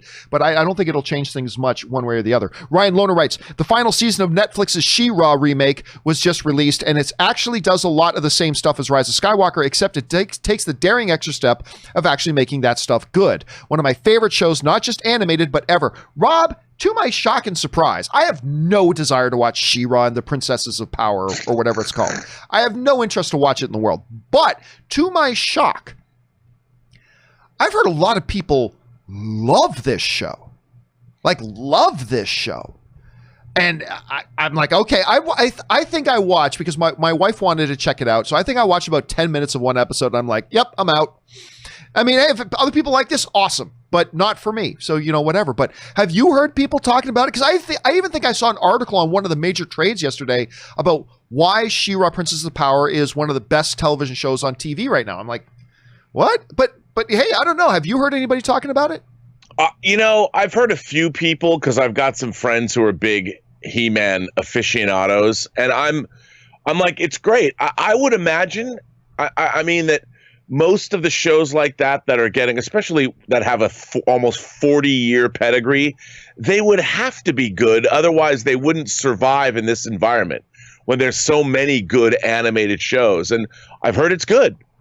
That said, not really my thing, but I think if it's good and people love it, that's fantastic. All right. Next up, we've got Trendy, who writes, in your opinion, what country has the better TV shows, America or the UK? For me, it's UK because they are more realistic. I mean, listen, I don't watch enough. I've watched, for every 100 American shows I've watched, I watch one UK one. I've seen a number of UK shows that I've really enjoyed. But I got to go American. I think the American, I say that as a Canadian. So I have, God Save the Queen. But I got to say American, but you got to take that with a grain of salt that I'm not as exposed to the UK television series as I am to the American runs. Rob, you've watched more UK television than I have. So if you had to just off the top of your head say, which do you prefer? Which one would you say you prefer? Well, I don't know if I prefer it, but, I watched a lot, like Elizabeth and I, we whipped through Broadchurch, for instance, which I loved. And of course I talked about Bodyguard and I think that there's I love Bodyguard. That was really good. Yeah, I've been watching a lot of these Harlan Corbin mystery series, and I think they're good. I think that the BB, they're handsomely produced. They have a different sort of a pacing than American shows are. There's an intelligence to them. Not all of them, but even like Sex Education, which is a great coming of age comedy out of the UK that Gillian Anderson is in, is a wonderful show. And they just announced that they're starting up production on season 3. So I think British shows they just have a different vibe that I've always liked. I mean, all the way back to Space 1999 and UFO and The Prisoner. But another show that I really liked in the aughts was what we called MI5. I thought MI5, which is sort of their version of 24 in a way. It wasn't really, but it was about MI5, and it ran 10 seasons. I love that show. It was great. And look at modern Doctor Who. Good stuff over there, man. All right. Let's see. Next up comes us from Boris, who writes, holy crap, the new Tenet trailer dropped my jaw. No one can make me feel so confused, causing me to be even more excited than Christopher Nolan can. I miss going to the cinemas so bad. I am so ready for this film. What did you think? Also, Man of Steel rocks. Man of Steel does rock. Well, yeah, we talked about it a little bit earlier. I like the trailer. And you're right. It is confusing, but that is kind of the DNA of a Christopher Nolan. So I think waiting more. I enjoyed it. I liked it. I thought it was good. It did get me a little bit more excited. Rob gave, he liked it too, but it hasn't really piqued his interest right now. We got to see where they go from here. But yeah, I'm glad you liked it, man. I really hope it can be done safely. I really hope July 17th comes and we're able to go to the cinemas and watch Tenet. God, I have never, Rob, I think I might have said this the other day. I have not gone this long in between movie theater visits since I was 13 years old, I think. Dude, I'm right there with you. I'm having movie theater withdrawal. It's really weird. It's bizarre. Yeah. So here's hoping July 17th. Here's hope. I mean, as long as it can be done safely, but here's hoping that July 17th comes. Dude, what if we go see Unhinged first? Dude, which is supposed to open on July 1st, and if it is, I'll be there. I don't know, man. But imagine our first movie back being the new Christopher Nolan movie, Tenet. I know, you'll never forget it. It'll be unforgettable. You'll never forget it. You never forget. That's exactly what they're going for. All right, we got to keep moving here. Matt McClure writes, if the golden ticket from The Last Action Hero existed, what movie or movies would you jump into and why? Keep going, John. All right, thanks for that, Matt. Rob, I think, everybody knows what I would say, but if that was a thing put to you, what would you jump into? Well, what would I jump into as opposed to not jumping into? God, I don't know, man. I'm being put on the spot, John. God, I don't know. I'd have to think about that. I know where you go. You go into a Star Trek movie. I don't know. Really? Would I don't know. I mean, maybe to be honest, though, they're not my favorite movies. Well, that's true. Yeah, that's true. I mean, I like a lot of them, but I mean, I keep thinking about movies like classic films, like an Apocalypse Now. You wouldn't want to jump into Apocalypse Now. I would not want to be there. But I'm okay. Yeah, that's probably a bad example. A Star Trek, but it would have to be I'd want to jump into Star Trek: The Motion Picture as opposed to say Star Trek II: The Wrath of Khan. If that makes any sense. Okay, that makes sense to me. All right, let's move on here. Next one up. Justin Prizzy writes, hey, John, with the Snyder cut being announced for HBO, what are the chances David Ayer can release his alternative version of Suicide Squad on HBO Max? Also, AT&T and Ayer have both been active about it on Twitter. Thanks from here in Australia. I don't think good. I don't think the chances of it are good. Again, it's a very different set of circumstances from what the Snyder cut situation is. So my guess would be no, but again, just a guess. I would guess no, but I don't know, Rob, what do you think? I retweeted David Ayer. He made a crack about it that he basically said, I'd love to do that. But it's a very different thing. I mean, again, I think that both movies were, I would say, destroyed by executives. But what happened to Suicide Squad was a damn shame in that it was basically taken away from him and the studio cut it themselves and made all kinds of mandates. But it was in a different way. So, and plus it made money. I think it made more money than they thought it was going to make. So, there's no reason to do it, at least for them. I just got to do something here quick. But so what? Sorry, I just a little quick note to throw in to people. I've had some people asking me because a little while ago, the John Campea Show, we changed servers. We moved our podcast host to another podcast. And, on Apple Podcasts and a lot of the major podcast platforms, the change happened instantly. For Google Podcasts, it took about 2 weeks for the change to take effect. Some people have been asking me, John, it still doesn't work on Spotify. No, for whatever reason, Spotify didn't update the John Campea Show podcast when we re-updated the new thing. But if you just go to Spotify and search for the John Campea Show podcast, you will find the version that's up to date. Actually, if you're watching live right now, I just put the link in the live chat of the show. If you're watching live right now and you use Spotify and you've been wondering, there's a link to it. You can get in there. So yes, you just go to Spotify and research for the John Campea Show podcast and you can find it there. Sorry, I just had to get that little house cleaning there out of the way, Rob. Sorry about that. No worries. All right, next up, an anonymous viewer writes, hey, John, my deepest condolences for your loss. I appreciate that, man. Thank you. My thoughts are with you during this time. Yesterday, you said that it was Hamada. Oh, yeah. I accidentally said the wrong name. You said that it was Walter Hamada that pushed for the release of Justice League to get the bonus, but it was Kevin Tsujihara, as Hamada wasn't in charge of DC. Yeah, absolutely. That one of the things, look, if I did like what everybody else does and just pre-recorded my videos, I would have edited that, but I did it live. And so, Rob, what was happening was I was saying, I think one of the big people that didn't like what Zack Snyder was doing at there was Walter Hamada. and that Walter Hamada even pushed for Justice League to get released before the end of the year so he could get his bonus. Obviously, Walter Hamada came afterward. That was Kevin Tsujihara. So yeah, I misspoke that. Absolutely, I did. But that's, hey, one of the things about doing it live. One of the things about doing it live is that you're saying it, and I couldn't change that. So thanks for pointing that out, man. All right, Augie Boyas writes, I am so sorry for your loss, my friend. Thank you for that. I was heartbroken while I was watching the show yesterday. My deepest condolences. Okay, so listen, for those of you who are wondering what's everybody talking about, I had a friend of mine. I woke up yesterday morning to the news that a friend of mine had been in an accident, and that everything looked okay, but they were going into surgery. And you probably noticed on the show yesterday, I don't even have it here. 95% of the time, I don't even have my phone in the room with me when I do the show.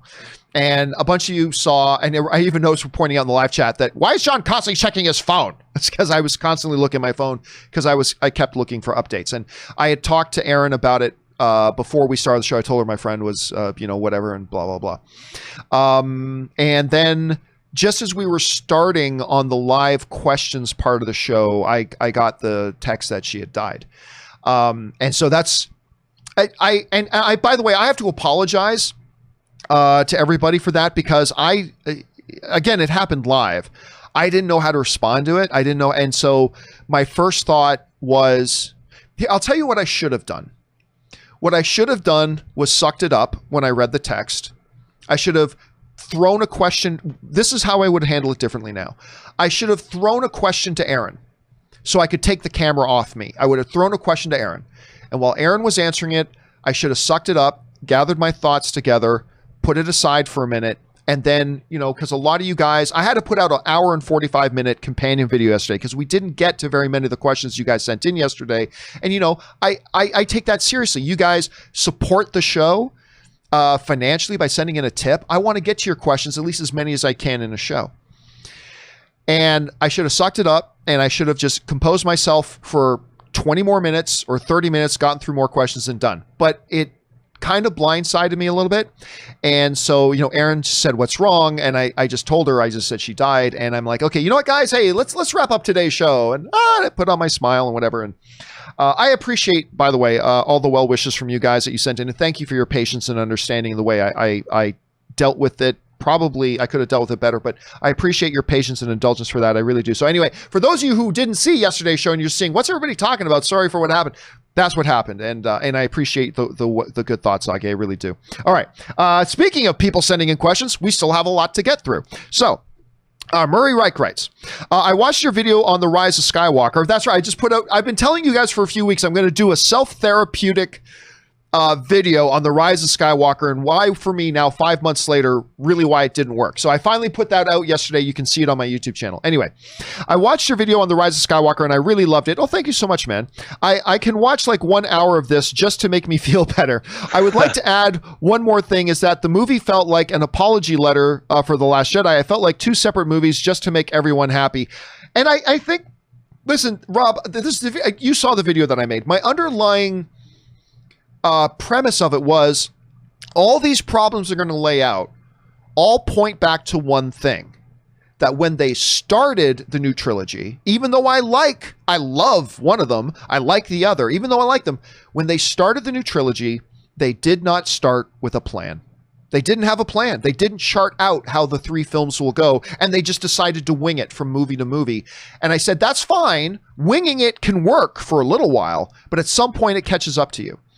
And for me, all the problems I listed all pointed to the idea that they never had a plan. But anyway, Rob, you saw the video. What do you think about that philosophy, that theory of mine that all the problems, or at least the vast majority of the big problems, all go right back to the point that Kathleen Kennedy and the people at Lucasfilm did not start with an overall plan for the trilogy and just wung it. What did you think about that theory? I think you're absolutely right about that. I mean, I don't know if they could have, because asking somebody to make, they didn't know if it was going to, I know it seems strange because they spent $4 billion on Star Wars, but they knew that if they just owned Star Wars, they could do anything they wanted as far as theme parks or video games. They could make their money back.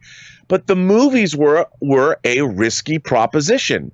They really were. And as silly as it might seem, when they were making The Force Awakens, they were just hoping it would work. Now, they knew they wanted to make another trilogy of movies, but after looking, there was the first trilogy and the second trilogy, and I just don't understand why they wouldn't have gone in with these Star Wars movies knowing that they were going to make 3 of them, and why they weren't developed as one long story. Because one of the things that I think Rise of Skywalker suffers from is it has no story. I mean, other than this vague notion that Rey and Kylo Ren have this conflict that they completely manufactured, because none of the characters, I mean, they're all, like you said, no plan. So it's a movie that you're waiting for a plot to develop, but all the plot, like Palpatine's back. Really? Off screen? Well, okay, but wouldn't that have been something our characters would have wanted to have stopped earlier? Oh, but we didn't know. So none of it works. And I think that's the problem. No plan at all. None. Zero. Yeah. And that's why at the end, when you get to the end, there's no story they're telling. So it doesn't work. You're waiting other than what's going to happen between Kylo Ren and Rey. Well, I don't know. They didn't really know either. There's Palpatine. I've never seen a major villain show up where I go, And I was excited that they were bringing in Palpatine, but I mean, it's just the way it was handled. It was like, oh yeah, they had no idea they were going to bring him in. And you know what? I feel like, because remember a few months ago, we talked about how that Star Wars is now revealed they're doing that High Republic stuff, right? That's set of 400 years in the past. And I feel like that was them saying, look, everybody, we learned our lesson. Because remember, they put out that big video that they gathered this giant writing room with all these high-profile Star Wars writers, and they were doing sketches and saying, we are charting out the books and the comics and whatever stuff we're going to do. We're sitting down in a big major brain trust writing room and we're charting out where all this is going to go. To me, that was like them saying, hey, everybody, we kind of dropped the ball with making our plan for the new Star Wars movies. We've learned our lesson. We are going to plan out this stuff now. And which is good, because everybody makes mistakes. You want to see them learn from their mistakes. But anyway, we got to keep flying here. We're not even halfway through the questions. An anonymous viewer writes, if theaters in New York City don't open in time when Tenet releases, I think a lot of people run to a different state like New Jersey or Connecticut to see it. That's if they do open theirs first. The question becomes, will those states allow outsiders from New York entering theaters? I don't believe, Rob, there's any sort of restriction on, like, they don't have roadblocks at state lines right now. They're not, papers, they're not doing that, pull up to this gate with machine gun turrets. Yeah, so I don't think there's going to be a problem with that. I said the other day, Rob, that I think that even if New York and Los Angeles don't have their theaters open, I said, if you still have the majority of theaters open across the country, I still think they'll move forward. Like, let's say everywhere else in the country is open except New York and LA, which it's starting to look like LA is going to be open. But I think they can still move forward if that's not there, but a vast majority of the other theaters are. But I don't know. What do you think about that? Or do you think New York City becomes the litmus test? Like, if they can't open in New York, they're not going to open anywhere. Like, how do you think they're going to approach that? They've flat out said they have to be able to open in New York and LA, or otherwise they can't open the film, because, this can't be a half-ass. This movie needs to make big dollars. This has got to be $1 billion grossing movie. That's what they're expecting. They're expecting, if nothing else, Inception numbers, which was close to 900 million. And if we don't have a robust movie-going public that's going to movies wherever and whenever they want to, the film is not going to perform. And if it doesn't perform, they can't release it. I mean, it's really academic. How much can they make in a weekend? All right, let's keep going here. The Wakanda Forever writes, tough time for wrestling fans. I just watched the episode of Dark Side of the Ring over with Owen Hart, Blue Blazer, and then found out about the passing of Shad Gaspard. I did not know them personally, and yet you don't realize the impact a person has on you until they're gone. For those of you who didn't hear about the news, a guy who was a professional wrestler in the WWE was swimming at the beach, and I think a riptide came in and pulled him out to sea, and then his body washed up on a Los Angeles beach the other day. It was a really, really painful loss for a lot of people who knew him. Of course, the wrestling community is a relatively small community, and it affected a lot of people. So yeah, that was a really sad story to hear. Wakanda Forever also writes, hey, John, hope you're well. If I can, I just want to tell everyone, stay strong out there during these difficult times. Call it what you will. Sending out thoughts, prayers, good vibes. I just wish the best for everyone, and we will get through this. And indeed we will. You know what? It's a good day to say, because we got a weekend coming out in front of us. Hope you guys have a wonderful weekend planned to relax, hanging out with friends and family and all that kind of stuff. So take Wakanda Forever's advice and stay safe, everybody. All right, next up, David Crabtree writes, my heart goes out to you, your friend, and her family. There's never a good time to receive that kind of news, but with the professionalism you handled yourself with on air while you were visibly shaken, I can speak for all of us. We're very proud of you. But very kind words, David. Thank you, man. I appreciate that very much. It's just not a situation I want to be in again, but thank you, dude. I do appreciate it. I'm not happy with the way I handled it, but I think those are really kind words, and I will take them to heart. Thank you. David also writes, a great 1-2 punch to sit down and watch is 1993's wonderful Three Musketeers and 1998's fantastic Man in the Iron Mask. They're both different in tone, yet complete each other perfectly, and I can't say enough about each film's cast. All for one for all. Listen, I've actually said, I don't know if you've heard me say it before, Rob, but I've actually for years recommended, even though the two films are technically not affiliated with each other at all, I've for years recommended sitting down and doing a double feature of the Kiefer Sutherland, Charlie Sheen, Oliver Platt, Three Musketeers movie from 1993. Rebecca De Mornay is in that one as well. And then flash forward to another Three Musketeers that was made about the Three Musketeers that were much older now. And it's got John Malkovich, Gerard Depardieu, and Jeremy Irons as the Three Musketeers. And a star of Usual Suspects, Gabriel Byrne. Gabriel Byrne plays D'Artagnan in it. And even though, and Leonardo DiCaprio, it's called Man in the Iron Mask. Leonardo DiCaprio, a younger Leonardo DiCaprio. And I'm like, the way these two movies are made, you can totally watch them back to back and see them as a sequel to the other, even though technically it's not. But anyway, have you ever watched either of those two? Because Man in the Iron Mask I like, but I love that Three Musketeers movie. Have you seen either of those films? I've seen them both. I've seen them both, and I really like both of those movies. I also love the Three and the Four Musketeers that Superman 2 director Richard Lester directed back in the 70s with Michael York. So I love the Three Musketeers. I love them. And I still love it's the movie that introduced me to Oliver Platt. I was not familiar with Oliver Platt before that movie, and I just went on to really like him a lot. Come, D'Artagnan, we're going to save the king. Anyway, I love that line. All right, Jose Sanchez writes, I think Tenet will be Christopher Nolan's best film yet. Fresh and original stories is not a common thing in Hollywood. If you had to choose from least to best, from Memento, Inception, and Interstellar, what would it be? Much love to you, John, and stay golden. Thanks so much. Well,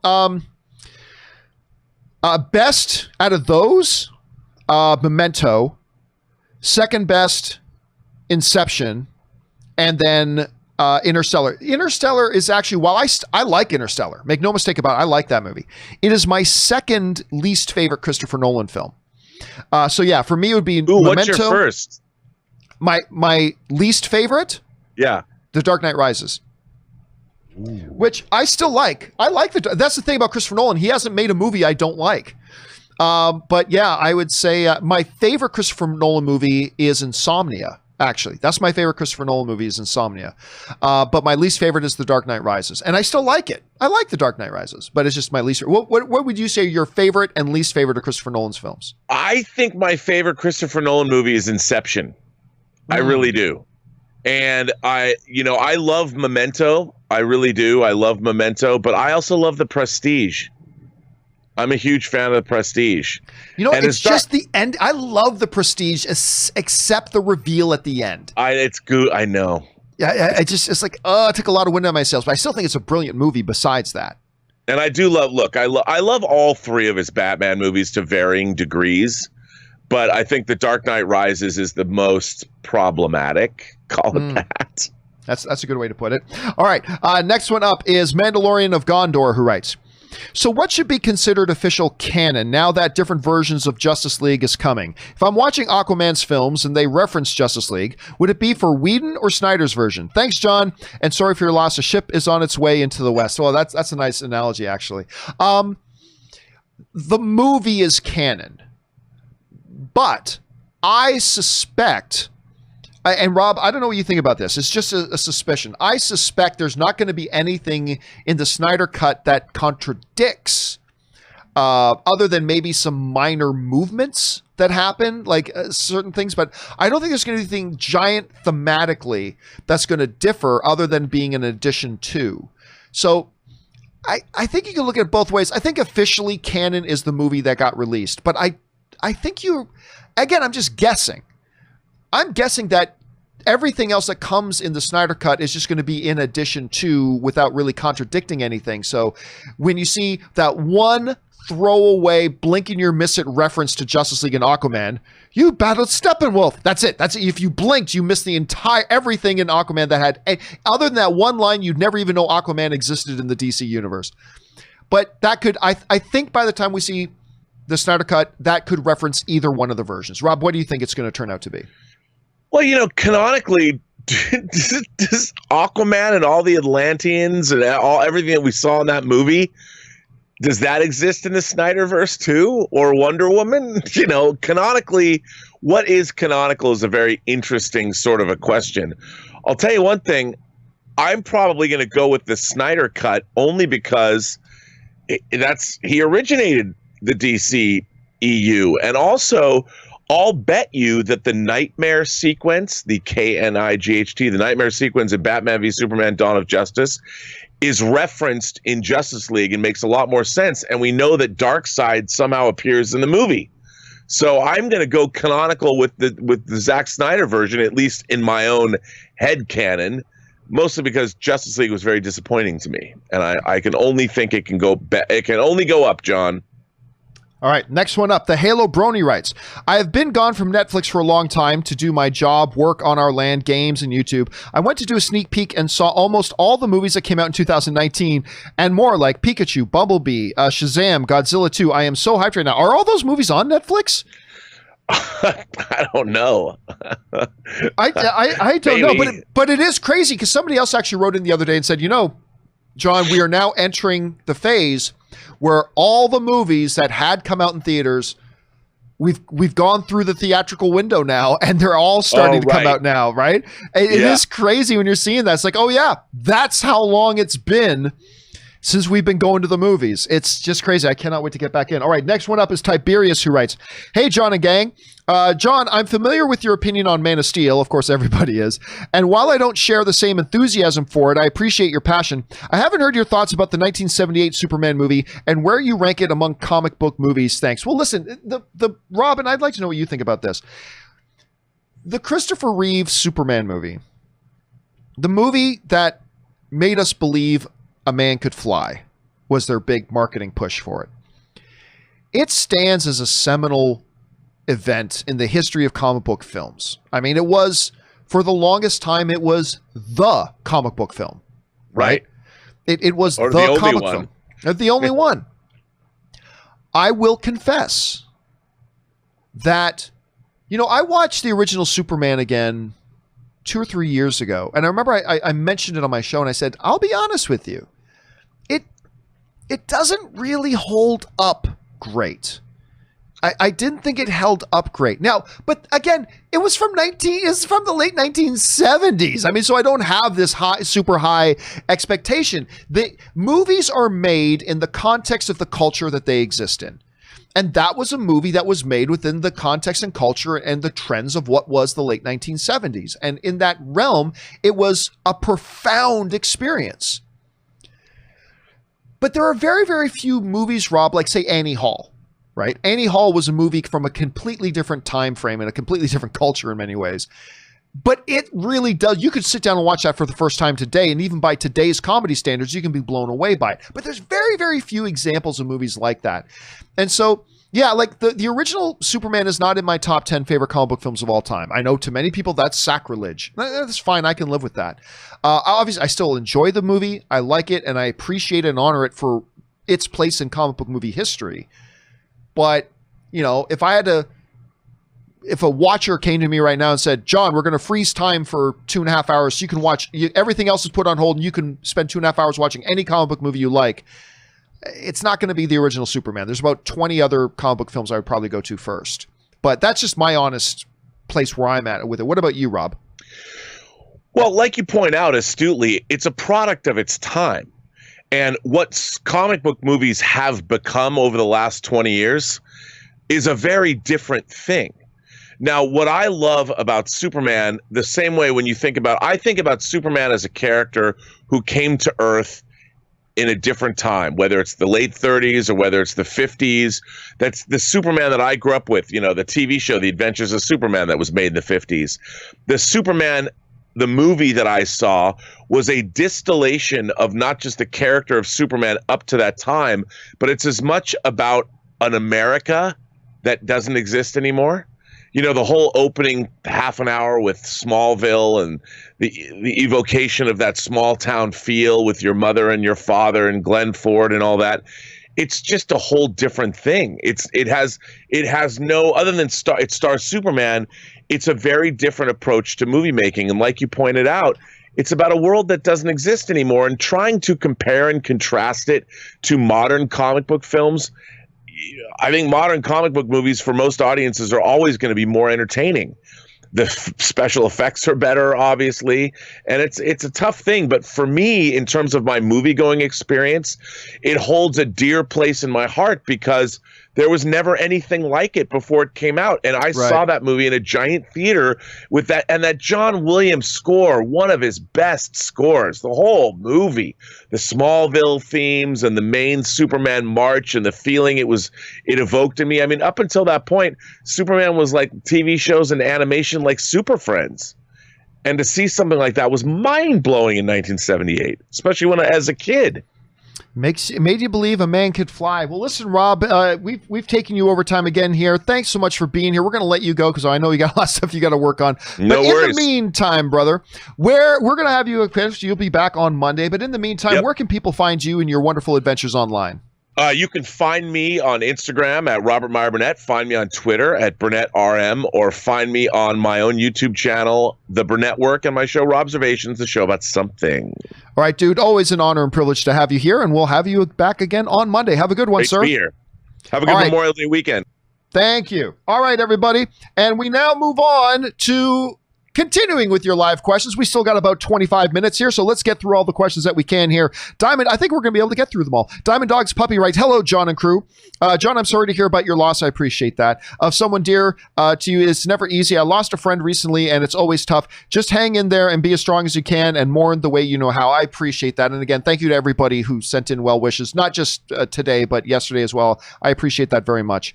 Diamond Dogs also writes, also, I must say, Tenet looks so effortlessly complex. My most anticipated film in a long time, probably since Endgame. Pattinson looks like he might steal the film. His character seems like a combo of Hardy and Joseph Gordon-Levitt in Inception. It does a little bit. And listen, I keep telling everybody, despite that I don't like his attitude about working out, I've been telling everybody since he got cast as Batman, do not underestimate Robert Pattinson as an actor. He is one of the best in the business right now. And I think you'll find that most people who go, no, he's not, they probably haven't seen any of his movies since Twilight. He has, over the years, been really shaping himself and as being one of the actors that directors are really seeking out. And he's tremendous. And I anticipate that he'll be great in the movie. I anticipate he's going to be great in that. All right, next up, James LH writes, hey, John, one of three. Man of Steel. Let me just adjust this a little bit so we can get all the words in there. There we go. Man of Steel is my favorite Superman. I liked Ralph and I liked Reeve. My earliest visit to the cinema, other than a Star Wars, was Superman 1 and 2. But I've never understood the Superman does not kill MOS criticism. Zod would have never been taken prisoner. Keep going here. I love Superman 2, but it's rarely critiqued over killing, in my opinion. I think the way he kills is darker than in Man of Steel. Superman turns 3 Kryptonians into humans, then crushes the now human hand of his enemy. Next, with a smile, he casually picks up Zod and throws him to his death into the freezing depths below the Fortress of Solitude. He then watches as his 2 remaining enemies follow their leader to their deaths. Unlike Man of Steel, he could have easily just taken them prisoners, just saying Superman has and does kill. Oh yeah, and in the comic books as well. There's many situations where Superman is killed in the comic books. That's the thing, and this is an old debate, but I'll just sum it up quickly here. What everybody who screams that Superman shouldn't have killed Zod, he should have done this and this and this, they keep saying things that he should have done that he couldn't have done. He was facing a superior opponent, right? He should have taken him and done this. He couldn't. He was a better fighter than he was. And he got Zod he got lucky that he got Zod in a situation where he could end him or let him go and continue to kill human beings. And remember, Zod said, I'm never going to stop. I'm just going to wipe out every human being on the earth. I'm going to wipe out human existence, and I'm not going to stop. well, Superman could have done this. He had been Superman for one frickin' day against a guy who was born and genetically bred to be a soldier in General Zod. He had no other choice. He was in a situation. The movie put Superman in a situation where he had to make a split-second decision. Let everybody die or kill Zod. And he made the heart-wrenching decision to kill Zod. And I think what people don't give Zack Snyder credit for is that once he killed Zod, he was tortured that he had to do it. Right? You see him like scream, almost like a Vader, no! Like he screams because he hated that he had to do it, but he had to do it nonetheless. And by the way, in that Superman 2, not what I thought, when I watched Superman 2 again a couple of years ago, one of the things that really stood out to me of Superman being kind of douchey is that once he got, because remember, earlier in the film, he had lost his powers and that trucker bullied him. Well, then at the end of the movie now, he's got his powers back. He's Superman again. He goes back to that truck stop specifically just to take revenge. And he beats the shit out of this helpless human. Right? He beats the shit out of this helpless human. That was kind of, come on. I mean, I love Superman 2, don't get me wrong. But that was kind of douchey for Superman to do. But yes, different iterations, we've seen Superman do a lot of stuff all the time, James. All right, next up. An anonymous viewer writes, hey, John, you'd mentioned that you hadn't seen Kevin James in any dramatic roles. Yeah, I haven't seen him in anything yet. That's dramatic per se. Check out the trailer for Becky. It's an action thriller where he plays a Nazi who just broke out of prison and takes a family hostage in their lake house. He looks terrifying. I've never seen Kevin James in a role like that. So, okay, wait a second. Let me just open it up here. Hold a second. Kevin James Becky. Okay. All right, I've got the okay, so it's not a movie that's out already. It just came out. Holy crap, he's got the beard going on and the shaved head. Okay, I'm going to go watch this when the show's done. Thank you for putting that on my radar, man. I appreciate that. All right, Russell Amador writes, hey, John, by the time you get this, you more than likely touched base on this already, but what does coming to theaters at the end of Tenet imply? Is it more cryptic for coming July 17th to keep people on their toes, or is it getting delayed? Thoughts? Yeah, we did speak about that specifically, but just to highlight again, I think it points that Warner Brothers is still targeting July 17th. But I think to give themselves a little bit of wiggle room, they avoided putting the date in the trailer. And that's what I think it is. I think they are still targeting it, but they just allowed themselves a little bit of wiggle room with this trailer by not including the date. So I think that's their approach to it right now. Again, I don't know for sure, but that's at least how it strikes me, the way they're approaching it. So we'll find out soon enough. Good question, Russell. All right, the Wakanda Forever writes, to all my fellow college students, we made it through the semester. Between the online classes and canceled lectures, it was a real challenge. We hung in there and kept chasing our dreams. All the best, hoping for a better 2020. Go Cal Golden Bears. And yeah, listen, fortunately, Anne wrapped up. She graduated, she finished her program before, but then again, she did have to do her last couple of classes online and stuff like that. But yeah, so congratulations as we come to the end of a lot of that for a lot of college and university students. Actually, Magnolia Bakery, Anne just told me about this yesterday. You know, Chip and Joanna Gaines from Fixer Upper, they're popular HGTV superstars. Anyway, they have a bakery chain called Magnolia Bakeries. And Anne went there yesterday because they are, for the next 2 weeks, I think, if you are a college grad right now, they're giving you a free half dozen cupcakes.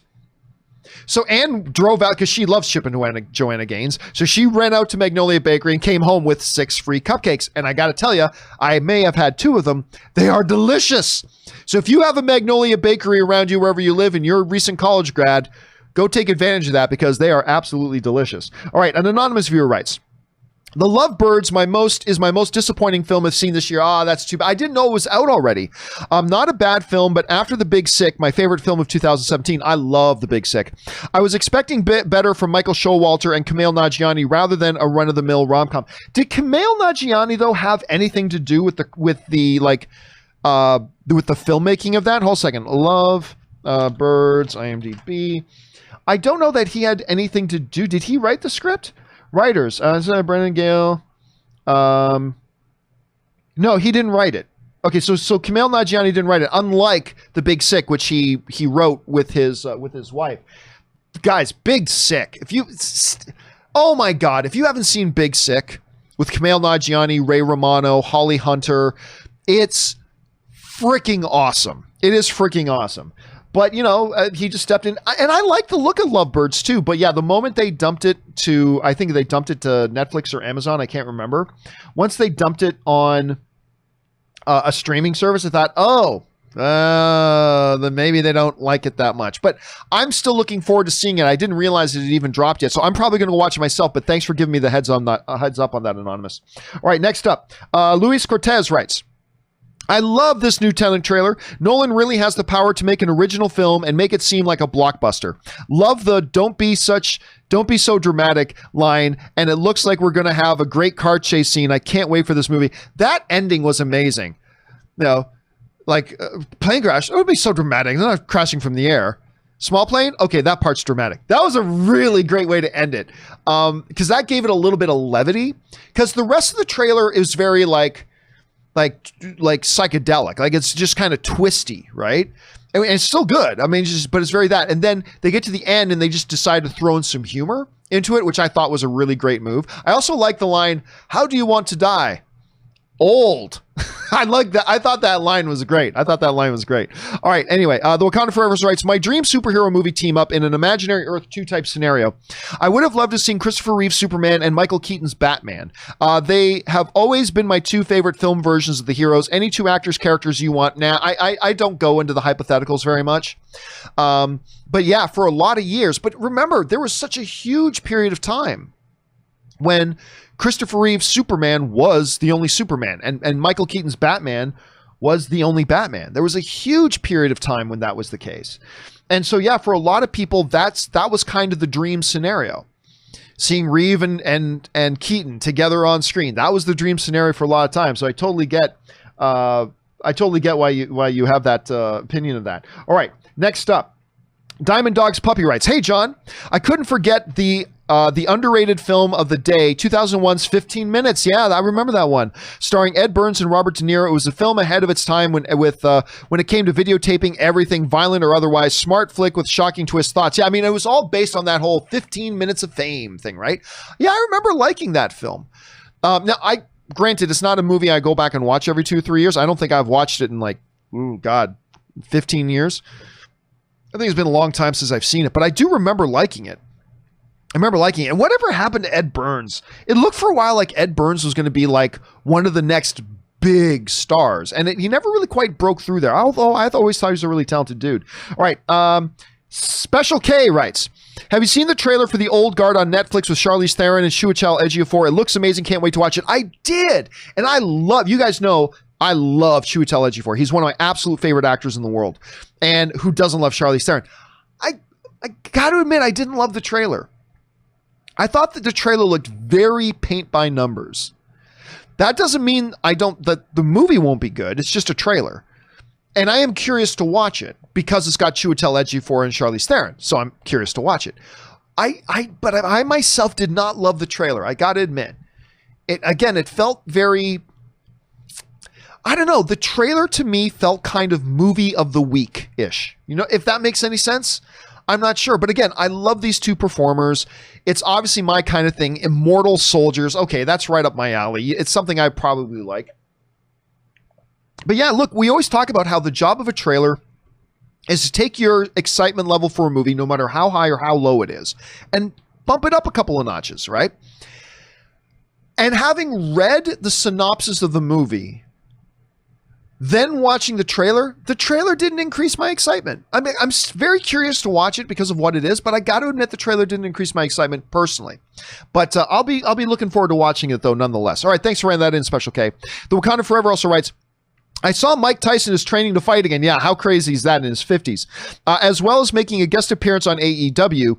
I feel Tyson is the greatest comeback story in entertainment, yet I have mixed feelings about it. We all know his past is hard for me. Ever have this conflict? Oh yeah, I mean, have that conflict all the time. I think people who are fans of celebrities have to, we always find out about stuff about celebrities that leaves us disappointed or whatever. But let's not call Mike Tyson the greatest comeback yet because he hasn't come back. yet, right? Let's see him come back. I know he's planning to come back. He's working on coming back. So, but let's not dub it the greatest comeback just yet until he actually, comes back. And then we'll see where it goes from there. S. Mail writes, were you surprised we didn't get the I want you to remember Clark speech in Batman versus Superman? Love the show. I think, no, not... When Batman versus Superman was coming out, and we knew it was going to take a lot of influence from the Dark Knight Returns comic, if you had bet me $5, if the line, I want you to remember Clark, my hand on your throat, I want you to remember the man who beat you, right? Iconic, legendary, one of the best single lines in the history of comic books. I want you to remember who beat you, right? I would have bet $5. Oh yeah, they'll put that in. But when you watch the movie, that line doesn't fit anywhere, right? Because when he's beating Superman, he wasn't planning on letting him live to say, I want you to remember. No, he was going to kill him. Till he got brought to his senses. So beforehand, yeah, I would have been surprised that that line wasn't going to be there. While watching the movie, it made sense that it wasn't there. So that's my kind of thought. But one of the most iconic lines in comic book history. Absolutely. Richard Z writes, hey, John, hope you're doing all right. I am. Thank you, sir. FYI, Justice League Dark Apocalypse War was not a dream. It's a comic book movie, though, so people die. Just think of Endgame, trying to keep spoilers to a minimum. That said, you said you liked Flashpoint, and they are very similar. Yeah, so somebody wrote in yesterday and said, hey, John, I know you don't like these weird cop-out endings of movies, so don't watch Justice League Apocalypse War because it's all a dream or whatever. So I've had a few other people since then write in and say, actually, it's not the way it ends. So I don't know. I still don't know if I'm going to watch it or not, because generally speaking, I don't like Marvel or DC straight to home video animated stuff. Frankly, I find most of it to be trash. There are exceptions. There are some exceptions. And Flashpoint was kind of an exception. I kind of like Flashpoint. So I don't know. I'm in the process right now, Richard, of trying to talk myself into watching it. So we'll see. All right, but thanks for that update, man. All right, Tampa Bay Succaneers writes, what do you think of the chances are for Ludacris and Tyrese Fast and Furious spinoff film or Peacock series or a Han spinoff? I know you and Tyrese are buds, so yeah, me and Tyrese are buds. So take your bias out of it. Love the show. I really don't see it happening. Look, I think the Tyrese and Ludacris the characters, they're not the characters people watch Fast and Furious for. They are good supporting characters. Like, I think Roman is a good supporting character. And I'm a big fan of Ludacris. And I think his character in Fast and Furious is a good supporting character. I don't think there'd be a lot of interest in their own standalone property. I might be wrong about that. But as much as I really love Ludacris, I don't think that particular character or the Roman character are characters that would work well or are suited to be the leads of their own spinoff. You know what I mean? So yeah, I'm going to guess no. They're not Dwayne "The Rock" Johnson, who can easily go, or a Jason Statham, who can easily spin off and do a Hobbs and Shaw, which I really enjoyed. But I don't think that would work. I could be wrong. I could be wrong about that, but that's my initial guess. All right, James Argento writes, Episode 4 of Mando documentary, and I haven't watched it yet. I really did like Episode 3, because I hated Episode 2, but I liked Episode 3. Episode 4 of Mandalorian documentary goes into how Favreau and ILM developed the volume and how Favreau experiences on films like Iron Man, Jungle Book, and Lion King led to this. Can't wait to see how Taika uses this in Thor 4 and his Star Wars. Well, good, because this is the type of stuff they should be talking about in this documentary. Because, I liked Episode 1 very much. I liked Episode 3. Episode 2 was a total waste, because Episode 2 was just, let's all sit around and talk about how great Star Wars is. Isn't Star Wars great? Yeah, Star Wars is great. What about you? Do you think Star Wars is great? Oh, man, I think Star Wars is great. And it was just like a half-hour circle jerk about time, and it had nothing to do with the Mandalorian. That's the part that frustrated me about that one episode. It was like, this is the Mandalorian documentary series, right? Like, this is the series about Mandalorian. Wouldn't it be neat if they actually talked about Mandalorian in it? Anyway, but then they did Episode 3, and I thought Episode 3 redeemed it. And I am looking forward, because that sounds like the type of stuff they should be making this series about, James. So thanks for pointing that out. All right, Baylor Girl writes, Get off the nuclear warhead. I love that line. I had never considered Armageddon as a guilty pleasure until listening to your show. I just thought of it as a good movie. Me too. I've always been surprised, like whenever people bring up some of the worst movies, and a lot of people mention Armageddon. A lot of people don't like Armageddon, and that's fine. That's cool. All film's subjective. But because so many people really don't like that movie, I consider Armageddon to be a guilty pleasure. Look, it's no Shakespeare, but I'm not going to lie. I get a big kick out of Armageddon. I like that movie. And I get emotional too when they start singing Leaving on a Jet Plane. Call me a sucker, but I like Armageddon. You and me both, Baylor girl.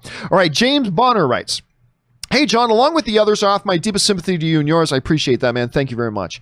Now on to movie things. I watched Jaws for the first time in years, and I got to say it really holds up for me. Your thoughts? Listen, I was just talking a little bit earlier about how a movie like Annie Hall is like one of those rare movies that holds up. And my wife just watched Jaws for the first time ever a month or two ago. You're right, man. Jaws totally holds up. I mean, the shark looks a little ridiculous sometimes, but that is a movie that holds up. I mean, that scene when they're just sitting in the boat at night and he's telling the story about, you know, the sailors going into the water and the sharks and all that kind of stuff. It's still one of the most powerful scenes in movies ever. You know, it's late and I want to go home. I'm tired and I want to go to bed. I had a little drink about an hour ago and it went straight to my head. I mean, this is one of the great scenes ever. And then the buoy comes up. You're right. Jaws completely stands up. It completely does. All right. Minnesota hockey fan writes, sorry, John, for your loss. My thoughts with you and her family. Thank you, man. That's very, very considerate of you. I appreciate that very much. Jose JG writes, I'm looking forward for Spike Lee's new Vietnam flick, the Five Bloods. Yeah, it looks, the trailer just came out. I thought the trailer looked great. Starring Chadwick Boseman. Have you seen the trailer? Yeah, we actually talked about the trailer on the show the other day. You also got Jean Reno is in there, which I did not like. Delroy Lindo is in there, which I always like him. But yeah, Jean Reno from The Professional, I've always liked him as well. I just thought it was a really cool, and I didn't realize that it kind of went back and forth. It's half flashback, half modern day, treasure hunt, dealing with what happened. I just think it looks very, very sharp, and I'm looking forward to seeing it very much. Morris Codes writes, something tells me Tenet won't take the concept to the absurdity level that the show Red Dwarf did. Bathrooms and bar fights are just the tip of the iceberg. I have never seen the show Red Dwarf, so I cannot, so I'll be honest with you, Morris Codes, I'm totally in the dark as to what we're talking about. But yeah, it'll be interesting to see Christopher Nolan, like if you look at not Inception, if you look at Inception. If you look at Inception, you get a sense for how far Christopher Nolan will take the wacky absurdity, but he knows when just to pull it back too. So I expect we're going to get the same out of him for this one as well. All right, Mike Thompson writes, so, now that there's officially watermelons in the bag, or at least there will be soon, if Warner Brothers ever goes back to doing interconnected stories, which Justice League movie will be referred to as the canon version, we kind of talked about that a little bit earlier. I don't know, listen, while I've been telling people this for a long time, you know, a lot of people think, oh, Disney's now done with shared cinematic universe. No, they're not done with shared cinematic universe. They're just taking a break from it right now, right? They're really focusing on the individual movies more than how they connect and all that kind of stuff. And it's a strategy that Walter Hamada had that has worked. It's worked. We've got $2 billion films. We had a wonderful film in Shazam. It's working. But make no mistake, eventually they will get back to shared cinematic universe. Eventually they will do that. And everybody will be excited when they do. So that will come. As far as what they'll refer to, I still think they'll refer to the theatrical release, but you know, it's impossible to say until we see in 2021, once they have enough time to finish it, then we'll see what the Snyder Cut is. And then once we see it, we can go, oh yeah, they'll totally just keep the theatrical as canon, or we'll go, oh, yeah, the way this fits with the other stuff, yeah, they'll just consider this canon. So it's going to be impossible to say for sure until we get there. It's a good question, though, Mike. All right, Matthias Peterson writes, I have noticed that both Cavill, Affleck, and Momoa has mentioned the Snyder Cut on their social media and was wondering, are they still attached to marketing, or might there be some level of personal support behind them? Well, I mean, what we now know, when you read the Hollywood Reporter article that came out yesterday, What we now know is that back when Jason Momoa and Ben Affleck and Gal Gadot started putting out their release the Snyder Cut tweets, now we know that they already knew it was coming. It makes sense. It makes sense. But it changed that story from a feel-good, wow, here are these actors who just really like the director they worked with and they're getting behind him to support him. Now we know from that Hollywood Reporter article that they already knew that they were going to do it and release it on HBO Max months and months and months ago. So when they put out those tweets, it was a slick, coordinated, some would say manipulative marketing stunt. But you know what?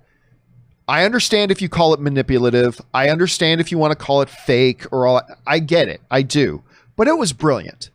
It was brilliant. So Momoa and Affleck and Gadot, they knew that the deal had already been made. They already knew that that was done. And then they got prompted to put out those tweets. A little manipulative to the audience, maybe.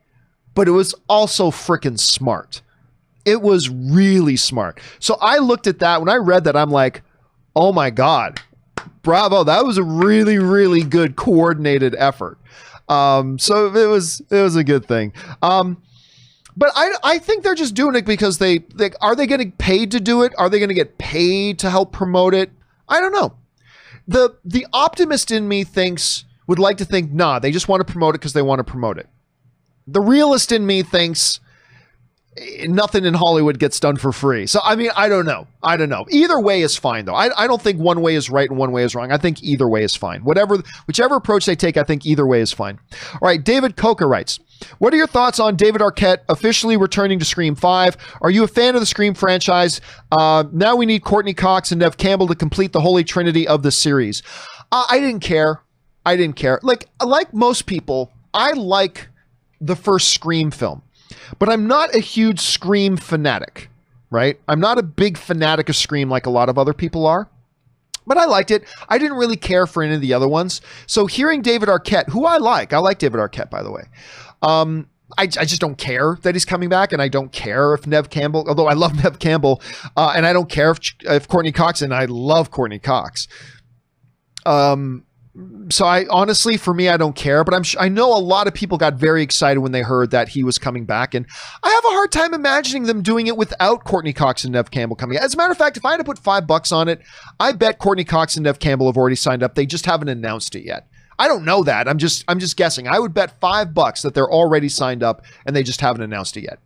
Whether I'm right or wrong, we'll find out soon enough. All right, Baylor Girl writes, if Tenet doesn't come out on July 17th, 7th through 17th, it will probably get pushed back to August 28th, August 8/28, just to keep the opening date as a palindrome.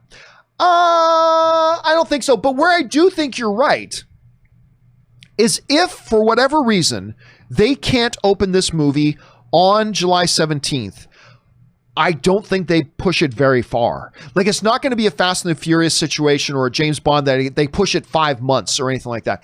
I think, and I don't know this, but I think if they can't do July 17th, I think you're talking about what you're saying. I think they're bumping it a month or 6 weeks or something like that. You know what I mean?